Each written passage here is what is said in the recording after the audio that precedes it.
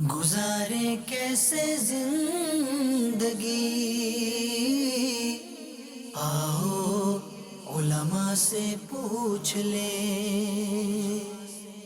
آئے جو مشکل پیش کوئی، آؤ علماء سے پوچھ لیں۔ الحمد للہ رب العالمین والصلاة والسلام على سید الانبیاء والمرسلین، اما بعد فاعوذ باللہ من الشیطان الرجیم، بسم اللہ الرحمن الرحیم۔ الصلاة والسلام علیک یا رسول اللہ وعلی آلک واصحابک یا حبیب اللہ۔ الصلاة والسلام علیک یا نبی اللہ وعلی آلک واصحابک یا نور اللہ۔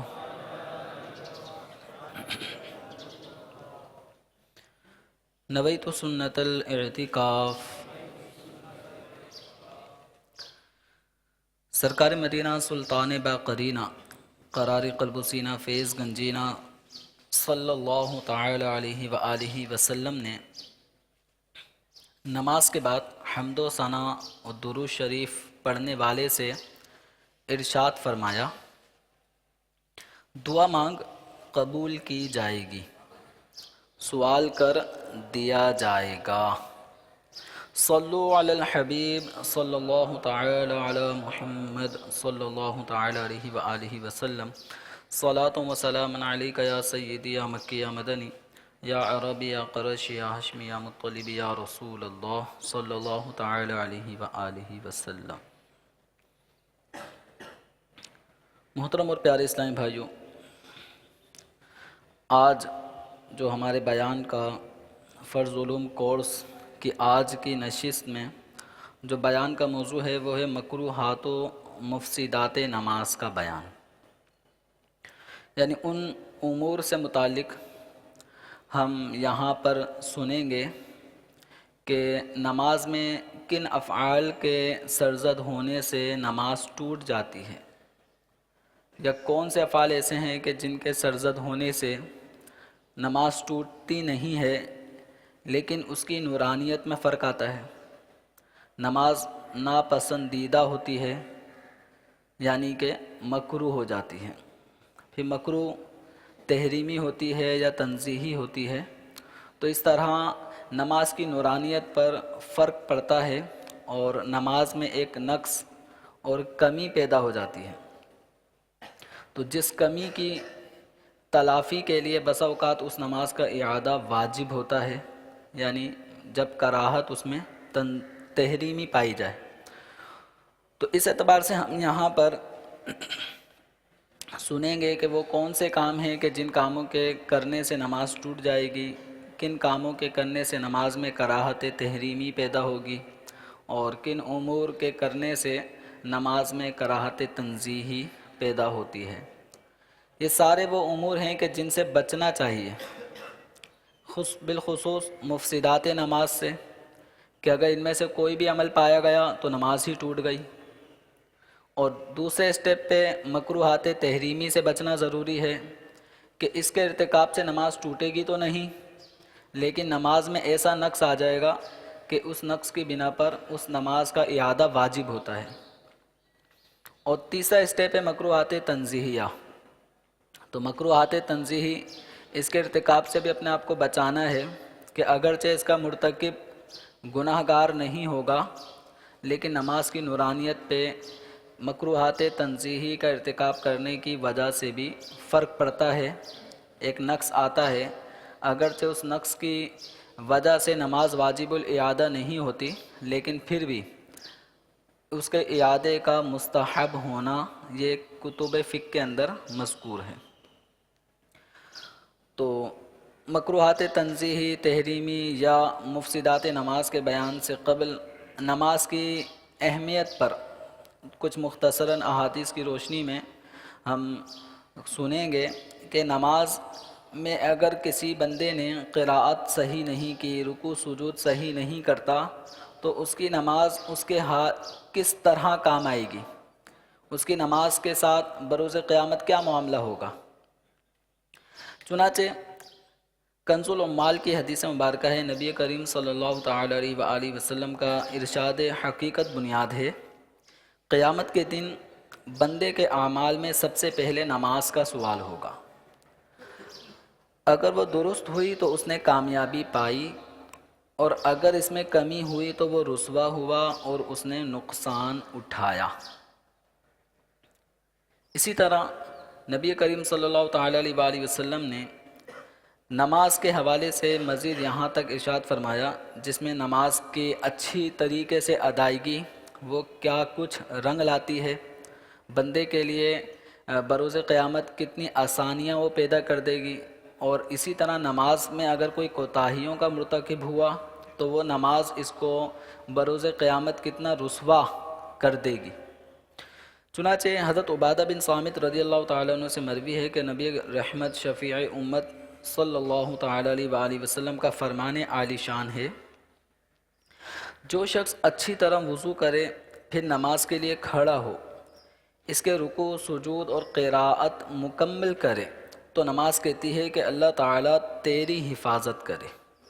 جس طرح تو نے میری حفاظت کی۔ پھر اس نماز کو آسمان کی طرف لے جایا جاتا ہے اور اس کے لیے چمک اور نور ہوتا ہے، بس اس کے لیے آسمان کے دروازے کھولے جاتے ہیں یہاں تک کہ اسے اللہ تبارک و تعالی کی بارگاہ میں پیش کیا جاتا ہے، اور وہ نماز اس نمازی کی شفاعت کرتی ہے، یعنی نماز اپنے نماز پڑھنے والے کے حق میں اللہ تعالی کی بارگاہ میں سفارش کرے گی، شفاعت کرے گی، اس کی بخشش کا ذریعہ بن جائے گی۔ جبکہ اس کے برعکس دوسرے نمازی کا حال نبی کریم صلی اللہ تعالی علیہ وآلہ وسلم ارشاد فرماتے ہیں، اور اگر وہ اس کا رکوع سجود اور قراءت مکمل نہ کرے، نہیں جس طرح رکوع ہونا چاہیے، جس طرح سجدے ہونے چاہیے، جس طرح قراءت ہونی چاہیے، اگر کوئی اس کی صحیح معنوں میں تکمیل نہیں کرتا تو نماز کہتی ہے کہ اللہ تعالیٰ تجھے چھوڑ دے جس طرح تو نے مجھے ضائع کیا۔ پھر اس نماز کو اس طرح آسمان کی طرف لے جایا جاتا ہے کہ اس پر تاریکی چھائی ہوئی ہوتی ہے، اس پر آسمان کے دروازے بند کر دیے جاتے ہیں، پھر اس کو پرانے کپڑے کی طرح لپیٹ کر اس نمازی کے منہ پر مار دیا جاتا ہے۔ بندہ نماز بھی پڑھ رہا ہے، وضو اس نے کیا ہے، نماز کے لیے کام کاج چھوڑ کر آیا ہے، بلکہ یوں کہیں کہ نماز فجر کے لیے اس نے اپنی نیند کو قربان کیا ہے، نماز تہجد ادا کرنے کے لیے وہ اٹھا ہے، اور یہ آسان کام نہیں ہوتا۔ اس وقت چونکہ موسم سردی کا بھی ہے تو رات کو اٹھنا اب کچھ حد تک سردی میں کمی واقع ہوئی ہے، لیکن سردی میں نماز کے لیے اٹھنا مشقت کا کام ہے، پھر جو تہجد کا بھی پابند ہو اس کو آدھی رات میں پھر اس کو اٹھنا ہوتا ہے، تو ایک مشقت والا کام ہے۔ تو اتنا مشقت والا کام ایک آدمی کرنے کے بعد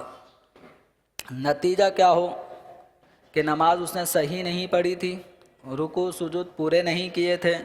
قراءت کے اندر لغزشیں غلطیاں اس قدر کرتا چلا گیا کہ وہ نماز کے لیے نہ رکوع کفایت کر رہا تھا، نہ اس کے سجدے نماز کے فرائض صحیح طور پہ ادا کر رہے تھے، اور اسی طرح قراءت کا بھی کوئی ٹھکانہ نہ ہو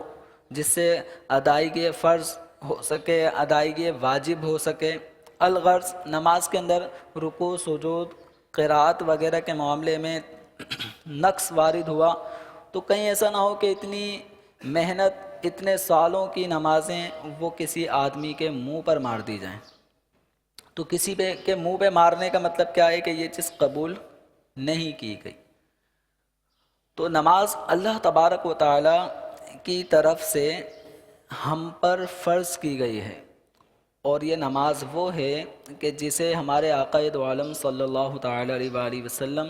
شب معراج جب اللہ تبارک و تعالی کے حضور حاضر ہوئے اور وہ قرب خاص آپ صلی اللہ تعالی علیہ وسلم کو عطا ہوا جو آپ کے علاوہ کسی کو نہ عطا ہوا تھا نہ ہوگا، تو ایسے قرب خاص میں حضور اکرم صلی اللہ تعالی علیہ وآلہ وسلم کو اللہ تعالیٰ نے ایک تحفہ نماز کی صورت میں عطا فرمایا۔ تو نماز معراج کی یاد دلاتی ہے. تو بندہ جب نماز کے لیے کھڑا ہو تو معراج کا بھی تصور کرے کہ وہ نبی کریم صلی اللہ تعالیٰ علیہ وآلہ وسلم کی حقیقی معراج ہے کہ آپ نے اپنے سر کی آنکھوں سے اللہ کے دیدار سے آپ مشرف ہوئے. تو نمازی ایک تصور کرے کہ میں بھی اپنے رب کے حضور حاضر ہوں. اب نماز پڑھنے والا پھر اللہ کے حضور حاضر ہے اور اس تحفے کو جو شب معراج عطا ہوا اس تحفے کی وہ قدر و قیمت کرے گا تو اس کی برکتیں پائے گا. اور اگر وہ جس طرح چاہے پڑھ رہا ہے کوئی اس کو نماز کو اہمیت نہیں دے گا کہ نماز کوئی اہمیت والی چیز ہے. اگر اس میں توہین والا کوئی پہلو پایا گیا کہ نماز کو کوئی ویلیو نہیں دیتا تو بسا اوقات نمازی نماز پڑھ تو رہا ہے لیکن نماز کی وہ حد کے عزت کرتا ہے، توہین والا انداز ہوتا ہے تو بسا اوقات اس پہ حکم کفر بھی لگ سکتا ہے. یعنی نماز کو اگر وہ ایسا سمجھے کہ نماز کوئی ایسی قابل قدر چیز نہیں ہے جس طرح چاہو پڑھ لو، تو اگر ایسا انداز اس نمازی کا ہوگا کہ اس نے نماز کو کوئی اہمیت نہیں دی، نماز کو مطلب ایک عام سی چیز سمجھا جس طرح چاہو کر لو اور اہمیت نہیں دی، تو بسا اوقات کفر کا بھی حکم اس صورت میں لگتا ہے. تو اس لیے نمازی کو چاہیے کہ نماز اس طرح ادا کرے جس طرح نبی کریم صلی اللہ تعالیٰ علیہ وسلم نے ہمیں تعلیم فرمائی ہے. اور حضور اکرم صلی اللہ تعالیٰ علیہ وآلہ وسلم کے بتائے ہوئے طریقہ کار کو جو نماز کا طریقہ ہے اس نماز کے طریقوں کو ہمارے علماء فقہا نے اپنی اپنی کتابوں میں بڑے مفصل انداز میں تقسیم کاری کر کے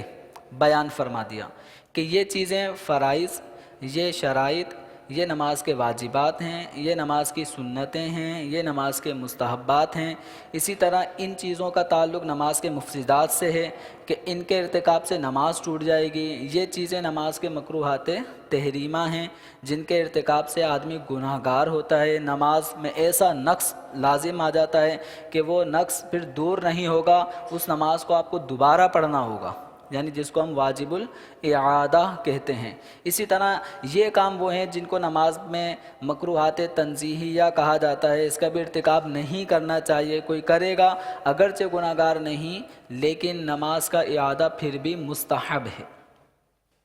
تو اس طرح ہمارے علماء نے، فقہاء کرام نے یہ سب چیزیں ایک تفصیل کے ساتھ بیان کر دی ہیں. تو اب ہمیں ضرورت ہے کہ ہم نماز پڑھ رہے ہیں تو کما حقہ نماز کی ادائیگی کریں. ہم پیسے اپنے لاکرز میں رکھتے ہیں تو لاکرز میں رکھنے کے بعد ہمیں پتہ ہے کہ اچھی طرح سے میں نے اس کا تالا لگایا ہے، چابی بھی میرے ہی پاس ہے، کسی اور کے پاس نہیں ہے. لیکن کیا ایسا نہیں ہے کہ ایسا آدمی جس نے 2-4-5 لاکھ روپے لاکر میں رکھے ہوں، روز نہ صحیح 2 دن بعد پھر بھی کھول کے دیکھتا ہو کہ رکھے ہوئے ہیں بھی یا نہیں، 1 ہفتے بعد پھر دوبارہ چابی سے لاکر کھولتا ہے، دیکھتا ہے رکھے ہوئے ہیں، جس طرح رکھے تھے ویسے ہی رکھے ہوئے یا ترتیب الٹ گئی. یعنی ہمارے پاس ہم مال جمع کرتے ہیں، پیسے جمع کرتے ہیں یا اس طرح لاکرز میں زیورات رکھے ہیں تو کچھ دنوں بعد انسان اس کو پلٹ کے دیکھتا ہے کہ کچھ کمی تو نہیں ہوئی، کوئی جنات نے تو حرکت نہیں کر دی، یا انسانوں میں سے ہی گھر کے کسی فرد نے چابی لے لی ہو اور چابی سے کچھ نہ کچھ چیز نکال لی ہو. تو یعنی ہم اپنے دنیاوی مال کی حفاظت میں ایسے مطلب مستعد اور ہمتاً تیار رہتے ہیں کہ وقتاً فوقتاً چیکنگ کرتے رہتے ہیں. پتہ ہے کہ چابی میرے ہی پاس ہے لیکن پھر بھی چیک کرتے رہتے ہیں، پیسے گنتے رہیں گے کم تو نہیں ہوئے. 1 لاکھ روپے رکھے تھے، کہیں 99 تو نہیں ہو گئے، کہیں 98 تو نہیں ہو گئے، دن بہ دن 1-1 ہزار کم تو نہیں ہو رہا. ہم پیسوں کے حوالے سے اتنے محتاط. نماز پڑھ رہے ہیں بچپن سے، آج 50 سال عمر ہو چکی ہے، 60 سال عمر ہو چکی ہے. کبھی اس چیز کا احساس ہمارے اندر پیدا ہوا کہ میں 50 سال سے نماز پڑھ رہا ہوں، 60 سال ہو گئے مجھے نماز پڑھتے ہوئے، کہیں نماز میں کوئی ایسا نقص تو میری لازم نہیں آتا کہ نماز ہی نہ ہوتی ہو؟ میں روزانہ 5 نمازیں پڑھ رہا ہوں اور لوگوں میں بھی مشہور ہے، یار بچپن سے ہم نے اس کو نماز پڑھتے ہوئے دیکھا ہے، کبھی بھی کوئی نماز اس کو ہم نے چھوڑتے ہوئے نہیں دیکھا. کھیل کود کے دوران بھی نماز ہوتی تھی تو فوراً کھیل کود چھوڑ کے نماز پڑھنے جاتا تھا. یہ سب میں مشہور ہے، لیکن اس کے باوجود اب نمازی نماز پہ غور کرے کہ سب کو پتہ ہے کہ یہ نمازی ہے، انسان بھی اپنے طور پہ مطمئن ہوتا ہے کہ میں بچپن سے نماز پڑھ رہا ہوں، کوئی نماز قضا نہیں، لیکن اس پہ غور کریں کہ کوئی نماز ادا بھی ہوئی ہے یا نہیں، کوئی فرائض تو نہیں چھوڑتے تھے، کیا نماز میں ایسے کام تو نہیں کرتے تھے جس سے نماز فاسد ہو جائے، کوئی ایسے کام تو نہیں کرتے تھے کہ پچھلے کئی سالوں کی نماز آپ کے اوپر واجب الاعادہ ہو، کہ کوئی مکروہ تحریمی کام مستقل آپ کرتے رہے ہوں، کوئی واجب آپ مستقل چھوڑتے رہے ہوں، تو اس پہ بھی غور کرنا چاہیے۔ تو یہ فرض علوم کورس کے حوالے سے یہ اس طرح کی نشست کا یہ دوسری مرتبہ یہ اہتمام کیا گیا، تو اس کے علاوہ بھی وقتاً فوقتاً مدنی مذاکروں میں یا دارالفتاء اہل سنت کے مختلف سلسلوں میں نماز کے حوالے سے بار بار یہ سمجھایا جاتا رہتا ہے، اہمیت دلائی جاتی ہے، تو اس حوالے سے سینسیٹیو ہو جائیں اور اپنی نماز کی محافظت اس پہ مکمل اہتمام کریں کہ جب میں بروز قیامت اپنے رب کے حضور حاضر ہوں تو اللہ تعالیٰ کے حضور حاضر ہوتے وقت مجھے شرمندگی کا احساس نہ ہو۔ ایک حدیث مبارکہ میں نبی کریم صلی اللہ تعالیٰ علیہ وآلہ وسلم کا فرمان باقرینہ ہے، لوگوں میں بدترین چور وہ ہے جو اپنی نماز میں چوری کرے۔ تو صحابہ کرام علیہم رضوان کی طرف سے یہ عرض کی گئی کہ یا رسول اللہ، نماز کا چور کون ہے؟ یعنی نماز میں بھی چوری کون کرے گا؟ تو آپ صلی اللہ تعالیٰ علیہ وآلہ وسلم نے ارشاد فرمایا، وہ جو نماز کے رکوع و سجود کو پورا نہ کرے۔ ایک تو چور ہوتا ہے جو مال چراتا ہے، یہ وہ چور ہے جس کو سب سے بدترین چور قرار دیا گیا، فرمایا سب سے بدترین چور وہ جو اپنی نماز میں چوری کر لے۔ تو اپنی نماز میں چوری کی تفصیل کیا ارشاد فرمائی؟ جو نماز میں رکوع و سجدے پورے نہیں کرتا۔ اس کے تحت مفتی احمد یار خان نعیمی رحمۃ اللہ تعالی علیہ نے جو شرح فرمائی ہے اس کا خلاصہ یہ ہے،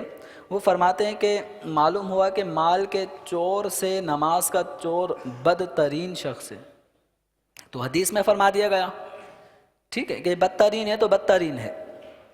اب اس کی حکمت کہ اس کو بدترین کیوں قرار دیا گیا،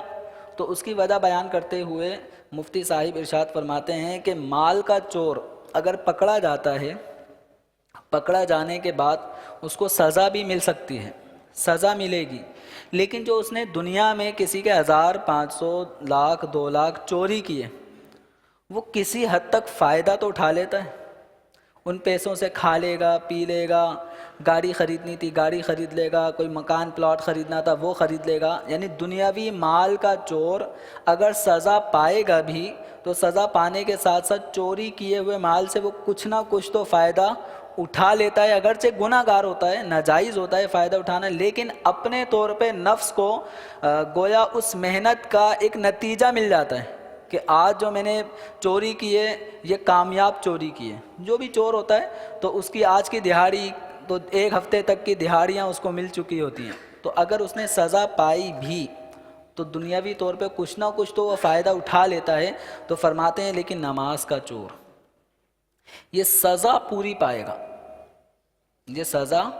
پوری پائے گا اور اس کے لیے نفع کی کوئی صورت نہیں ہے، چوری بھی کی، فائدہ بھی کچھ نہیں ہوا، سزا بھی پوری پائے گا۔ پھر دوسرا یہ کہ عام چور جو ہوتا ہے، مال کا چور، وہ کس کا حق دباتا ہے؟ بندے کا، بندے کا مال چوری کر لیا،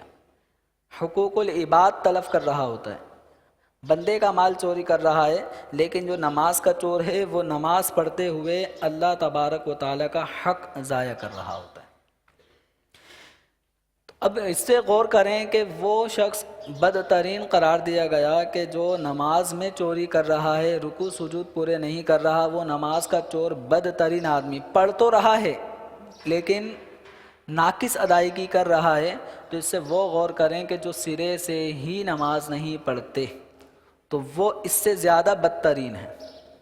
یہ نہیں کہ میں نماز نہیں پڑھتا تو میں چور نہیں ہوں، وہ کم سے کم ادائیگی تو کر رہا ہے، تم سے بہت بہتر ہے، اگرچہ وہ بدترین ہے لیکن بے نمازی سے زیادہ بدتر نہیں ہے۔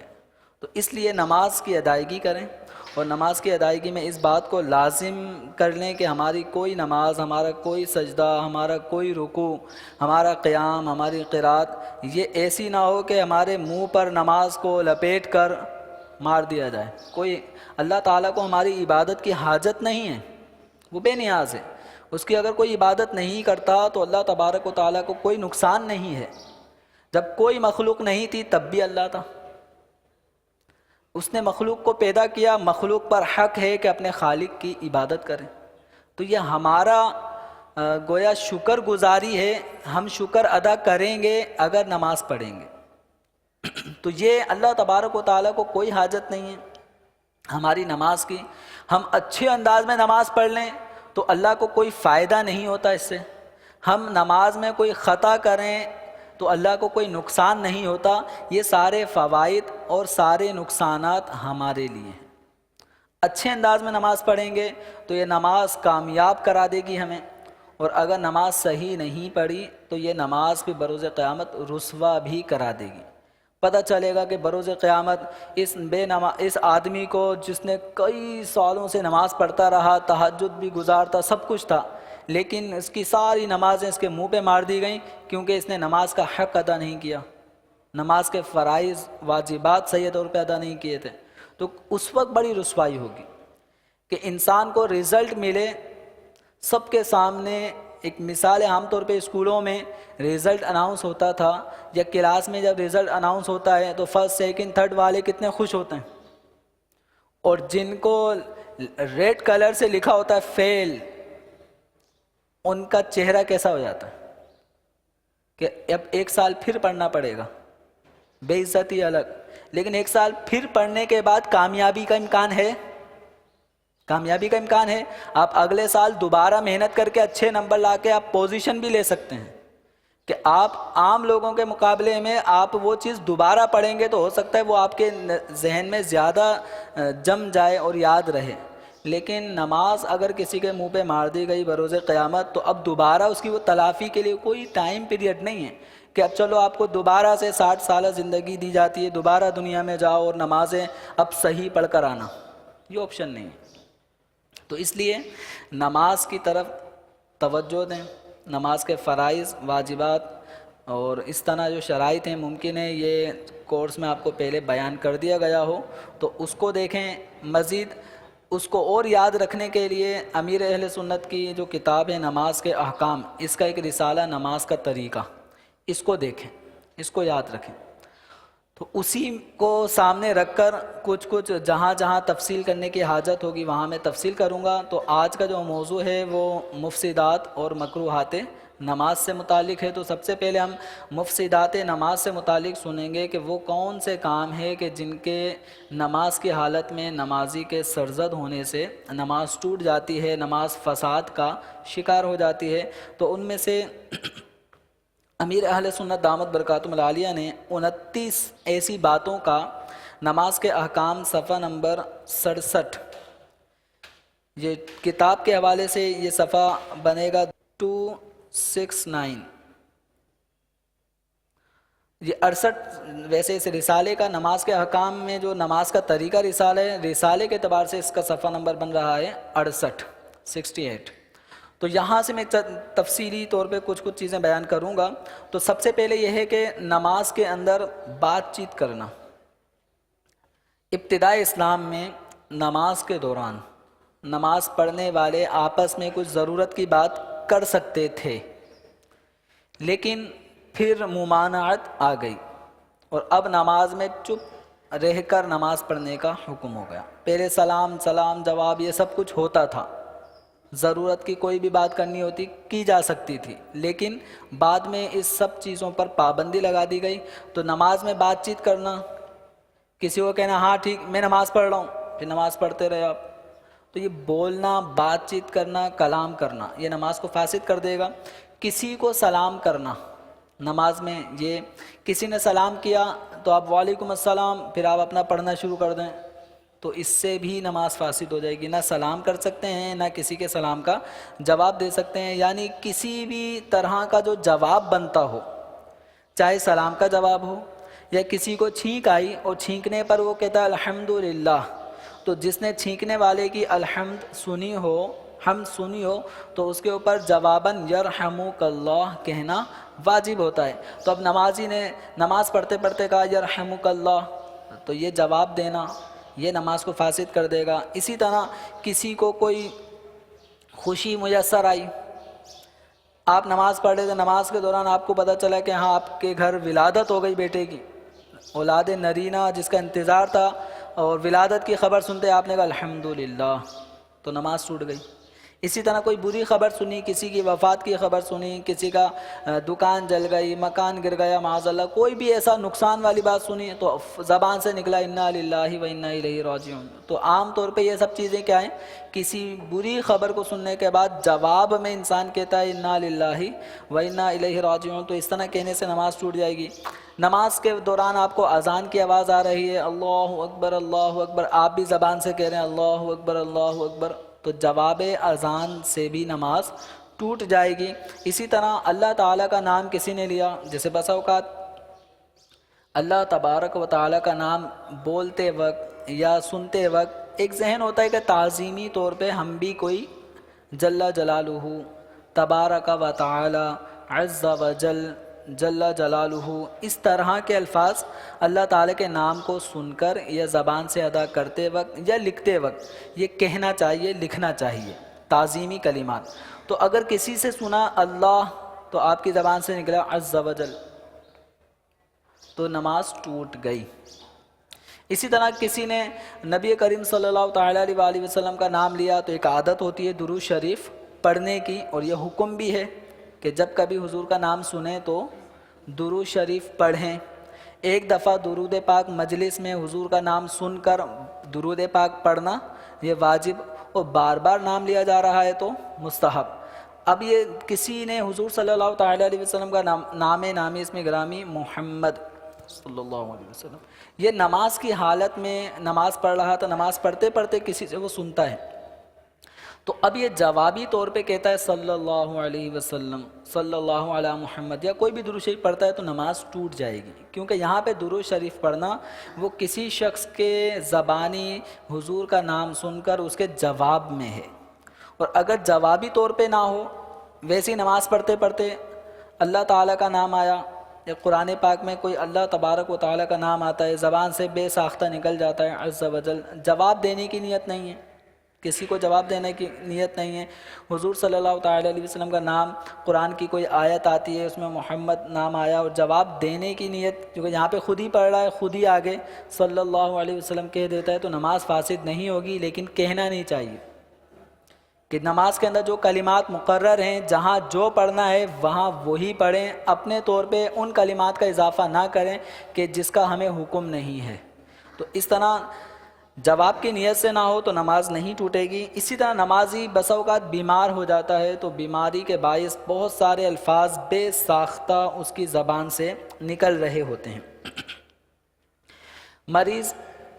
بخار کی کیفیت ہے تو آپ کو معلوم ہوگا کہ بے ساختہ آہ او نکل رہا ہوتا ہے اس کی، تو اس کے آس پڑوس لیٹے بیٹھے ہوتے ہیں تو ان کی نیند ٹھیک ٹھاک متاثر ہوتی ہے بخار زدہ آدمی کی آہ و فغاں سے۔ تو ایک آہ جو بے اختیاری میں اس سے نکل رہی ہے، تو مریض کی زبان سے بے اختیار اگر آہ اوہ کے الفاظ نکلیں گے تو نماز نہیں ٹوٹے گی۔ اس طرح چھینک آتی ہے تو چھینکنے میں انسان اس کا کوئی ساؤنڈ ہو تو وہ یہ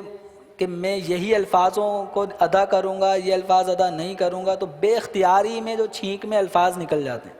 چھینکنے میں، کھانسنے میں، ڈکار وغیرہ میں اگر کوئی حروف بنتے ہیں تو جتنے بھی حروف نکلیں گے تو یہ مجبوراً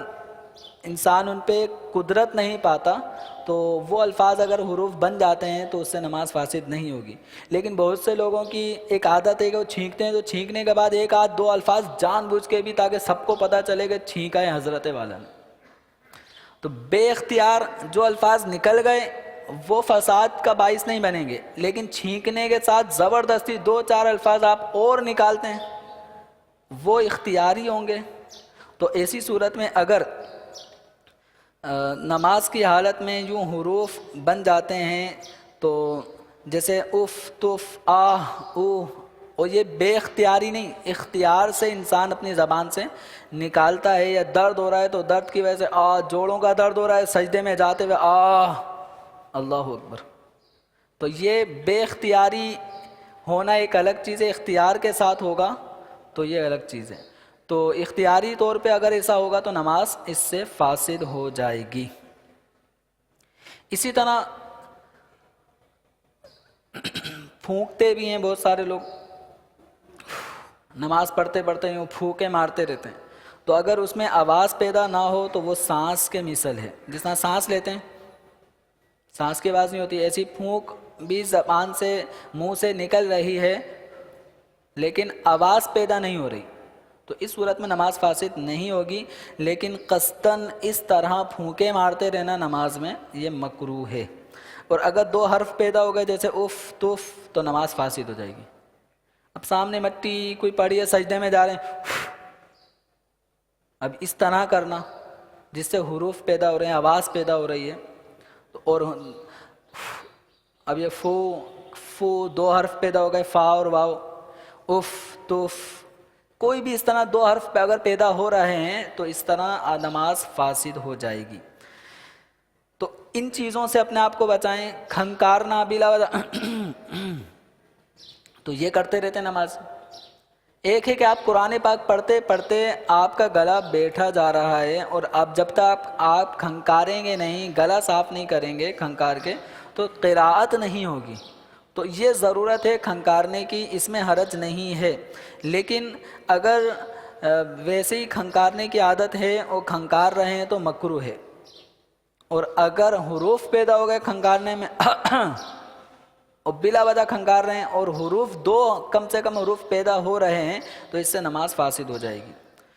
قرآن پاک دیکھ کر پڑھنا یہ نماز کو فاسد کر دیتا ہے. بعض لوگ ایسا کرتے ہیں کہ قرآن پاک سامنے رکھ لیتے ہیں اور تراویح پڑھ رہے ہوتے ہیں، پورا قرآن ختم کرنا ہے، بس وہ سامنے کوئی بندہ بیٹھا ہوا ہے وہ صفحہ پلٹتا رہے گا، یہ سامنے کھڑے ہو کے پڑھتا رہے گا. تو اس طرح قرآن پاک دیکھ کر پڑھنا نماز میں نماز کو فاسد کر دیتا ہے. ہاں اگر ایسا ہے کہ آپ کے سامنے قرآن شریف کھلا ہے، جو مقام آپ پڑھ رہے ہیں وہ سامنے ہی ہے، لیکن آپ دیکھنے پہ ڈیپینڈ نہیں کر رہے، آپ کو زبانی یاد ہے اور آپ قرآن کو دیکھ رہے ہیں لیکن پڑھ زبانی رہے ہیں. جیسے آپ کے سامنے سورہ فاتحہ میں کھول کے رکھ دوں، اب آپ اس کو پڑھ رہے ہوں گے تو آپ اس دیکھنے کے محتاج نہیں ہیں، آپ کو چونکہ سورہ فاتحہ یاد ہے. تو اگر آپ یادداشت کے مطابق پڑھ رہے ہیں اور نظر پھر بھی سورہ فاتحہ پر ہے تو نماز فاسد نہیں ہوگی. لیکن آپ اٹک گئے کسی آیت پہ، اب اس کو دیکھنے کے لیے جب آپ نے وہ آیت دیکھی اب آگے پڑھنا شروع کیا تو اب آپ کا دیکھ کر پڑھنا ہوا. اس طرح قرآن پاک میں کہ اگر وہ یادداشت کے مطابق پڑھ رہا ہے تو نماز فاسد نہیں ہوئی، لیکن اگر دیکھ کے پڑھ رہا ہے اس کا پڑھنا اس پہ ڈیپینڈ کرتا ہے کہ سامنے جو لکھا ہے وہی پڑھوں گا اور اسی کے مطابق وہ پڑھ رہا ہے، یادداشت کے مطابق نہیں پڑھ رہا تو نماز فاسد ہو جاتی ہے. البتہ نماز میں کسی تحریر کو دیکھتے رہنا، جیسے سامنے بہار شریعت رکھی ہے تو بہار شریعت کا نام بھی پڑھ رہے ہیں تو صدر الشریعہ کا نام بھی لکھا ہوا ہے، المدینۃ العلمیہ بھی لکھا ہوا ہے، نماز پڑھ رہا ہے اور ان سب چیزوں کو بھی دیکھ رہا ہے. اسی طرح نماز پڑھنے والے کے آگے کوئی اخبار رکھا ہوا ہے، اس میں کوئی ہیڈنگ ہے، اس میں فلاں نے یوں کر دیا تو یوں کر دیا، نماز پڑھ رہا ہے اس کی طرف بھی توجہ ہے. تو اس طرح کوئی بھی ایسی چیز جو نمازی کی توجہ بھٹکا رہی ہوں، توجہ ہٹا رہی ہوں، تو ایسی چیزوں کے ساتھ نماز پڑھنا مکروہ ہے. تو ان سب چیزوں کو چھپا دیں، کوئی چادر ڈال دیں، اگر آپ اس چیز کو ہٹا نہیں سکتے تو پلٹ دیں، یعنی ایک طرف ڈیزائن ہے دوسری طرف سادہ ہے تو اس کو پلٹ دیں، سادہ ڈیزائن سادی چیز کو اوپر کر لیں.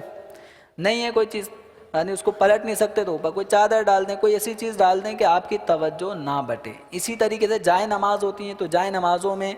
گم ہو کر نماز پڑھ لینا، نماز پڑھتے پڑھتے اس کے ڈیزائنوں میں گم ہونا، بہت خوبصورت بنائی ہے جائے نماز ماشاءاللہ زبردست، اور اس کمپنی میں بھی ایسی جائے نماز لے کر آؤں گا، یہ سارے خیالات. تو اس طرح نمازی کو نماز پڑھتے وقت جائے نماز کے ڈیزائنوں میں گم ہو جانا یہ نماز میں کراہت کا سبب بنتا ہے. مکروہ ہے، تنزیہی ہے ایسا نمازی کا نماز پڑھتے ہوئے ڈیزائنوں میں گم ہو جانا۔ اب فیضان مدینہ میں جبھی آپ کے لیے جو صفیں بچھائی گئی ہیں اس میں کوئی ڈیزائن نہیں ہے، سب پلین ہے،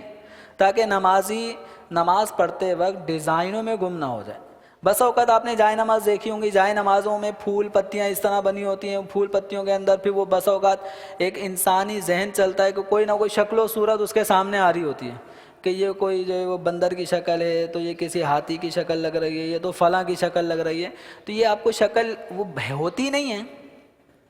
وہ پھول پتیاں ہی بنی ہوتی ہیں، لیکن خیالی و تصوراتی طور پہ آپ اس کو کوئی نہ کوئی جاندار کی تصویر سوچ رہے ہوتے ہیں۔ تو یہ سوچنا کیسے ہوا؟ نماز پڑھتے پڑھتے آپ اس میں گم ہو گئے۔ تو اب ڈیزائنوں میں گم نہ ہو، آپ اس کے اوپر اپنی مدنی چادر بچھا دیں۔ اگر کوئی ایسی ڈیزائن والی جائے نماز ہے اور توجہ بڑھتی ہو تو مدنی چادر بچھا دیں، کوئی ایسا رومال بچھا دیں جس سے وہ ڈیزائن چھپ جائے، آپ کی توجہ نہ بٹے۔ اسی طرح نماز کے حوالے سے عمل کثیر بھی نماز میں سرزد ہو جاتا ہے، عمل کثیر سے نماز فاسد ہو جاتی ہے۔ عمل کثیر کیا ہے؟ کہ نماز پڑھنے والے شخص کا کوئی ایسا کام کرنا کہ جس کام کے کرتے وقت اگر کوئی اس کو دیکھ رہا ہو۔ ایک ہے کہ مجھے پتہ ہے کہ ابھی آپ نے اللہ اکبر کہہ کے نماز شروع کی ہے، تو میں تو یہی کہوں گا کہ آپ نماز پڑھ رہے ہیں۔ آپ اس انداز میں نماز پڑھتے پڑھتے کام کر رہے ہیں کہ اچانک کوئی شخص دور سے جس کو آپ کا نماز پڑھنا معلوم نہ ہو کہ آپ نماز پڑھ رہے ہیں، ٹھیک ہے؟ ایک ہوتا ہے کہ اگر میں ہاتھ باندھا ہوا ہوں اور میری نگاہیں سجدے کی طرف ہیں اور میں ہاتھ باندھ کے کچھ پڑھ رہا ہوں، اب مجھے کوئی بھی دیکھے گا، قریب سے دیکھے یا دور سے، وہ کیا تصور کرے گا؟ نماز پڑھ رہا ہوں۔ اب ایک نماز پڑھنے والے کا انداز یہ ہوتا ہے کہ نماز پڑھ رہا ہے، اب اس کو اچانک کوئی دیکھتا ہے، کوئی دور سے دیکھ رہا ہے جو اس کو معلوم نہ ہو کہ یہ نماز پڑھ رہا ہے، وہ آپ کے ان افعال کو دیکھ کر یہ سمجھے، اس کو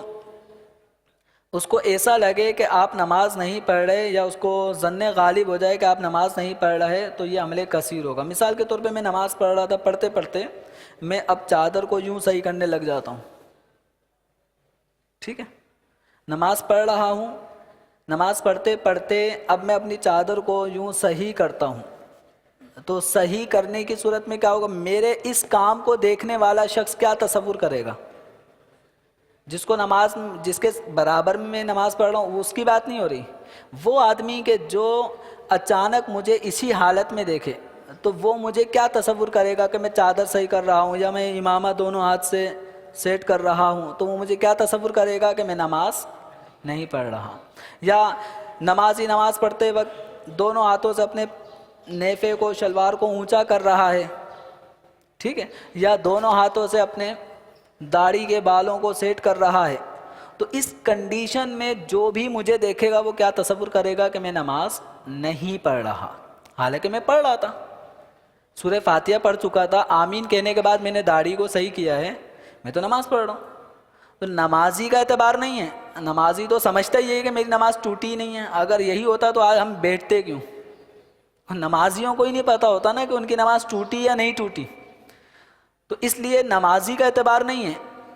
اس کے ان افعال کو دیکھنے والا شخص اس کے بارے میں کیا کبھی گمان رکھتا ہے۔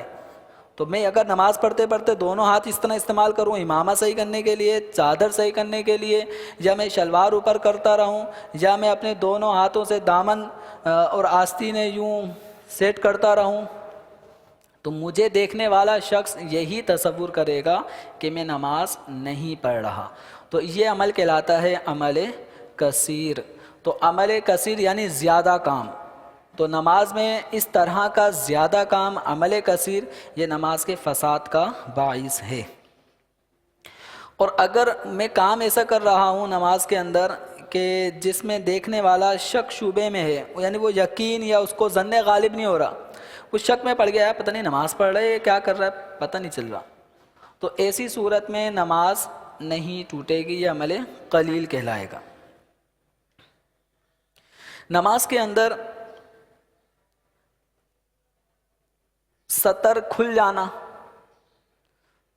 تو نماز کے اندر سطر کھل جانا اور اسی حالت میں اگر پورا رکن ادا کر دیا یا 3 مرتبہ سبحان اللہ کہنے کی مقدار سطر کھلا رہا، چھپایا نہیں، تو نماز فاسد ہو جاتی ہے۔ اب اسلامی بہن ہے، اس کا پورا کان، یہ کان اعضائے سطر میں سے ہے، اس کو کان چھپانا ضروری ہے۔ اب کوئی اسلامی بہن نماز پڑھ رہی ہے، نماز پڑھتے پڑھتے اس کا یہ پورا کان کھلا ہوا ہے،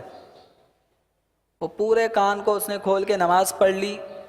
یا نماز کے دوران، یعنی اگر ابتداءً ہی پورا کان کھلا ہوا تھا تو نماز شروع ہی نہیں ہوئی، نماز کے وقت چھپایا ہوا تھا، جس طرح اسلامی بہنوں کا پورا وہ ٹائٹ کر کے انہوں نے چھپایا ہوا ہوتا ہے، اگر یہ کان چھپا ہوا تھا لیکن کسی وجہ سے وہ دوپٹہ یا چادر سر کی اور کان کھل گیا رکوع میں سجدے میں، اب اس طرح کوئی رکن ادا کر لیا، یعنی پورا رکوع اسی حالت میں ادا کر لیا، یا یہ کھلا رہا اسلامی بہن کا کان اور 3 مرتبہ سبحان اللہ سبحان اللہ سبحان اللہ کہنے کی مقدار وقت گزر گیا اور اس نے چھپایا نہیں، تو بھی نماز فاسد ہو جائے گی۔ تو مردوں کے اعضائے سطر اور عورتوں کے اعضائے سطر میں فرق ہے، یہ آپ تفصیلی طور پہ شاید سطر عورت کے بیان میں نماز کے شرائط میں سن چکے ہوں گے۔ نماز کے اندر کچھ کھا لینا، تو نمازی کا معمولی سا بھی کھانا پینا، مثلا تل بغیر چبائے نکل لیا یا قطرہ منہ میں گرا اور نگل لیا، تو اس صورت میں نماز ٹوٹ جاتی ہے۔ یعنی نمازی کا نماز کی حالت میں کچھ کھانا جو پہلے منہ میں نہیں تھا، مراد یہاں پر کیا ہے، پہلے سے منہ میں نہیں تھا، اچانک آپ سجدے کی جگہ پہ گئے، کوئی تل کا دانہ آپ کو پڑا ہوا نظر آیا، آپ نے زبان لگائی اٹھایا، کرتا کوئی نہیں ہے لیکن ایک مثال دے رہا ہوں کہ آپ نے اس طرح کوئی تل کا دانہ زبان سے ٹچ کر کے اٹھا لیا اور نگل لیا، بغیر چبائے نگل لیے، یا نماز پڑھتے پڑھتے آپ جس جگہ نماز پڑھ رہے ہیں بارش ہو رہی تھی، بارش سے آپ پورے نہا گئے، منہ میں بھی پانی آتا جا رہا ہے، پی لیا، تو نماز ٹوٹ گئی۔ البتہ نماز شروع کرنے سے پہلے کوئی چیز منہ میں تھی، کہ بسا اوقات یہ آپ کو عام طور پہ ماہ رمضان المبارک میں افطاری کے وقت یا سحری کے وقت، کہ آخری منٹوں میں تو سحری ہو رہی ہوتی ہے تو اس کے فوراً بعد نماز کے لیے آ گئے، یا افطاری کی اور ٹھیک ٹھاک کھاتے رہے پیتے رہے، اب اس کے بعد نماز مغرب کی ادائیگی کا وقت ہوتا ہے تو آ جاتے ہیں، تو اس صورت میں دانتوں میں کوئی نہ کوئی چیز رہ جاتی ہے، اگر اہتمام نہ کریں تو کوئی نہ کوئی چیز رہ جاتی ہے۔ اب اگر وہ چیز نگل لی جو دانتوں میں پہلے سے رہ گئی تھی، نماز پڑھنے سے پہلے کوئی چیز کھائی، باقی چیز کچھ نہ کچھ دانتوں میں رہ گئی، تو اب اس میں بھی نماز ٹوٹنے کی صورتیں ہیں، وہ یہ ہے کہ اگر وہ چیز چنے کے برابر یا اس سے زیادہ ہے تو نماز فاسد ہو جائے گی، اور اگر چنے سے کم مقدار میں ہے تو نماز فاسد نہیں لیکن مکروہ ہوگی۔ اب چنے کی دال مراد نہیں ہے چنا، چنے جو سفید چھولے اور سیاہ رنگ کے چھولے، اب اس کے اندر چھوٹے بڑے سائز کا بھی ہوتا ہے، تو خیر یہاں پہ فقہائے کرام نے چنے کا ذکر کیا ہے لیکن اس کے چھوٹے بڑے سائز کا ذکر نہیں پڑھنے کو ملا، تو اتنا ذہن میں رکھیں گے چنے کی مقدار، تو چنے کی مقدار اگر کوئی چیز آپ نماز پڑھتے پڑھتے آپ کے منہ میں کوئی چھولے آپ نے کھائے تھے تو وہ ایک چھولے کا پیس رہ گیا، وہ ایک چنا رہ گیا تھا، اور نماز پڑھتے پڑھتے وہی رہنے والا وہ آپ نے نگل لیا تو نماز ٹوٹ جائے گی۔ یا چنا ہی ضروری نہیں ہے، آپ نے خربوزہ کھایا تھا، خربوزے کا اتنا پیس جو چنے کی مقدار کے برابر ہو، یا آپ نے امرود کھایا تھا اور امرود کا اتنا پیس، سیب کھایا تھا اس کا اتنا پیس اگر آپ کے منہ میں رہ گیا تھا اور اسی حالت میں نماز شروع کر دی اور پھر نماز کے دوران وہ کھا لی اور چنے کی مقدار کے برابر ہو یا اس سے زیادہ تو نماز ٹوٹ جائے گی، اس سے کم ہو تو نماز نہیں ٹوٹے گی، لیکن اس طرح کھا لینا یہ مکروہ ہے۔ اور نماز سے پہلے کوئی میٹھی چیز کھائی، مثال کے طور پہ آپ نے کوئی سوئیاں کھائیں یا کھیر کھائی اور اس کی ایک مٹھاس، یا آپ نے چائے پی تو چائے کی ایک مٹھاس پورے منہ میں سرایت کر جاتی ہے، تو اب اس صورت میں اس میٹھی چیز کا کوئی ذرہ نہیں ہے لیکن اس کا لعاب ٹیسٹ پورے منہ کے اندر محسوس ہو رہا ہوتا ہے، تو ایسے لعاب کو جس میں مٹھاس ہے، یا کھٹی چیز کھائی تو اس کی کھٹاس ہے، ذائقہ جس کو کہیں، ایک نارمل منہ کے اندر کوئی ذائقہ نہیں ہوتا.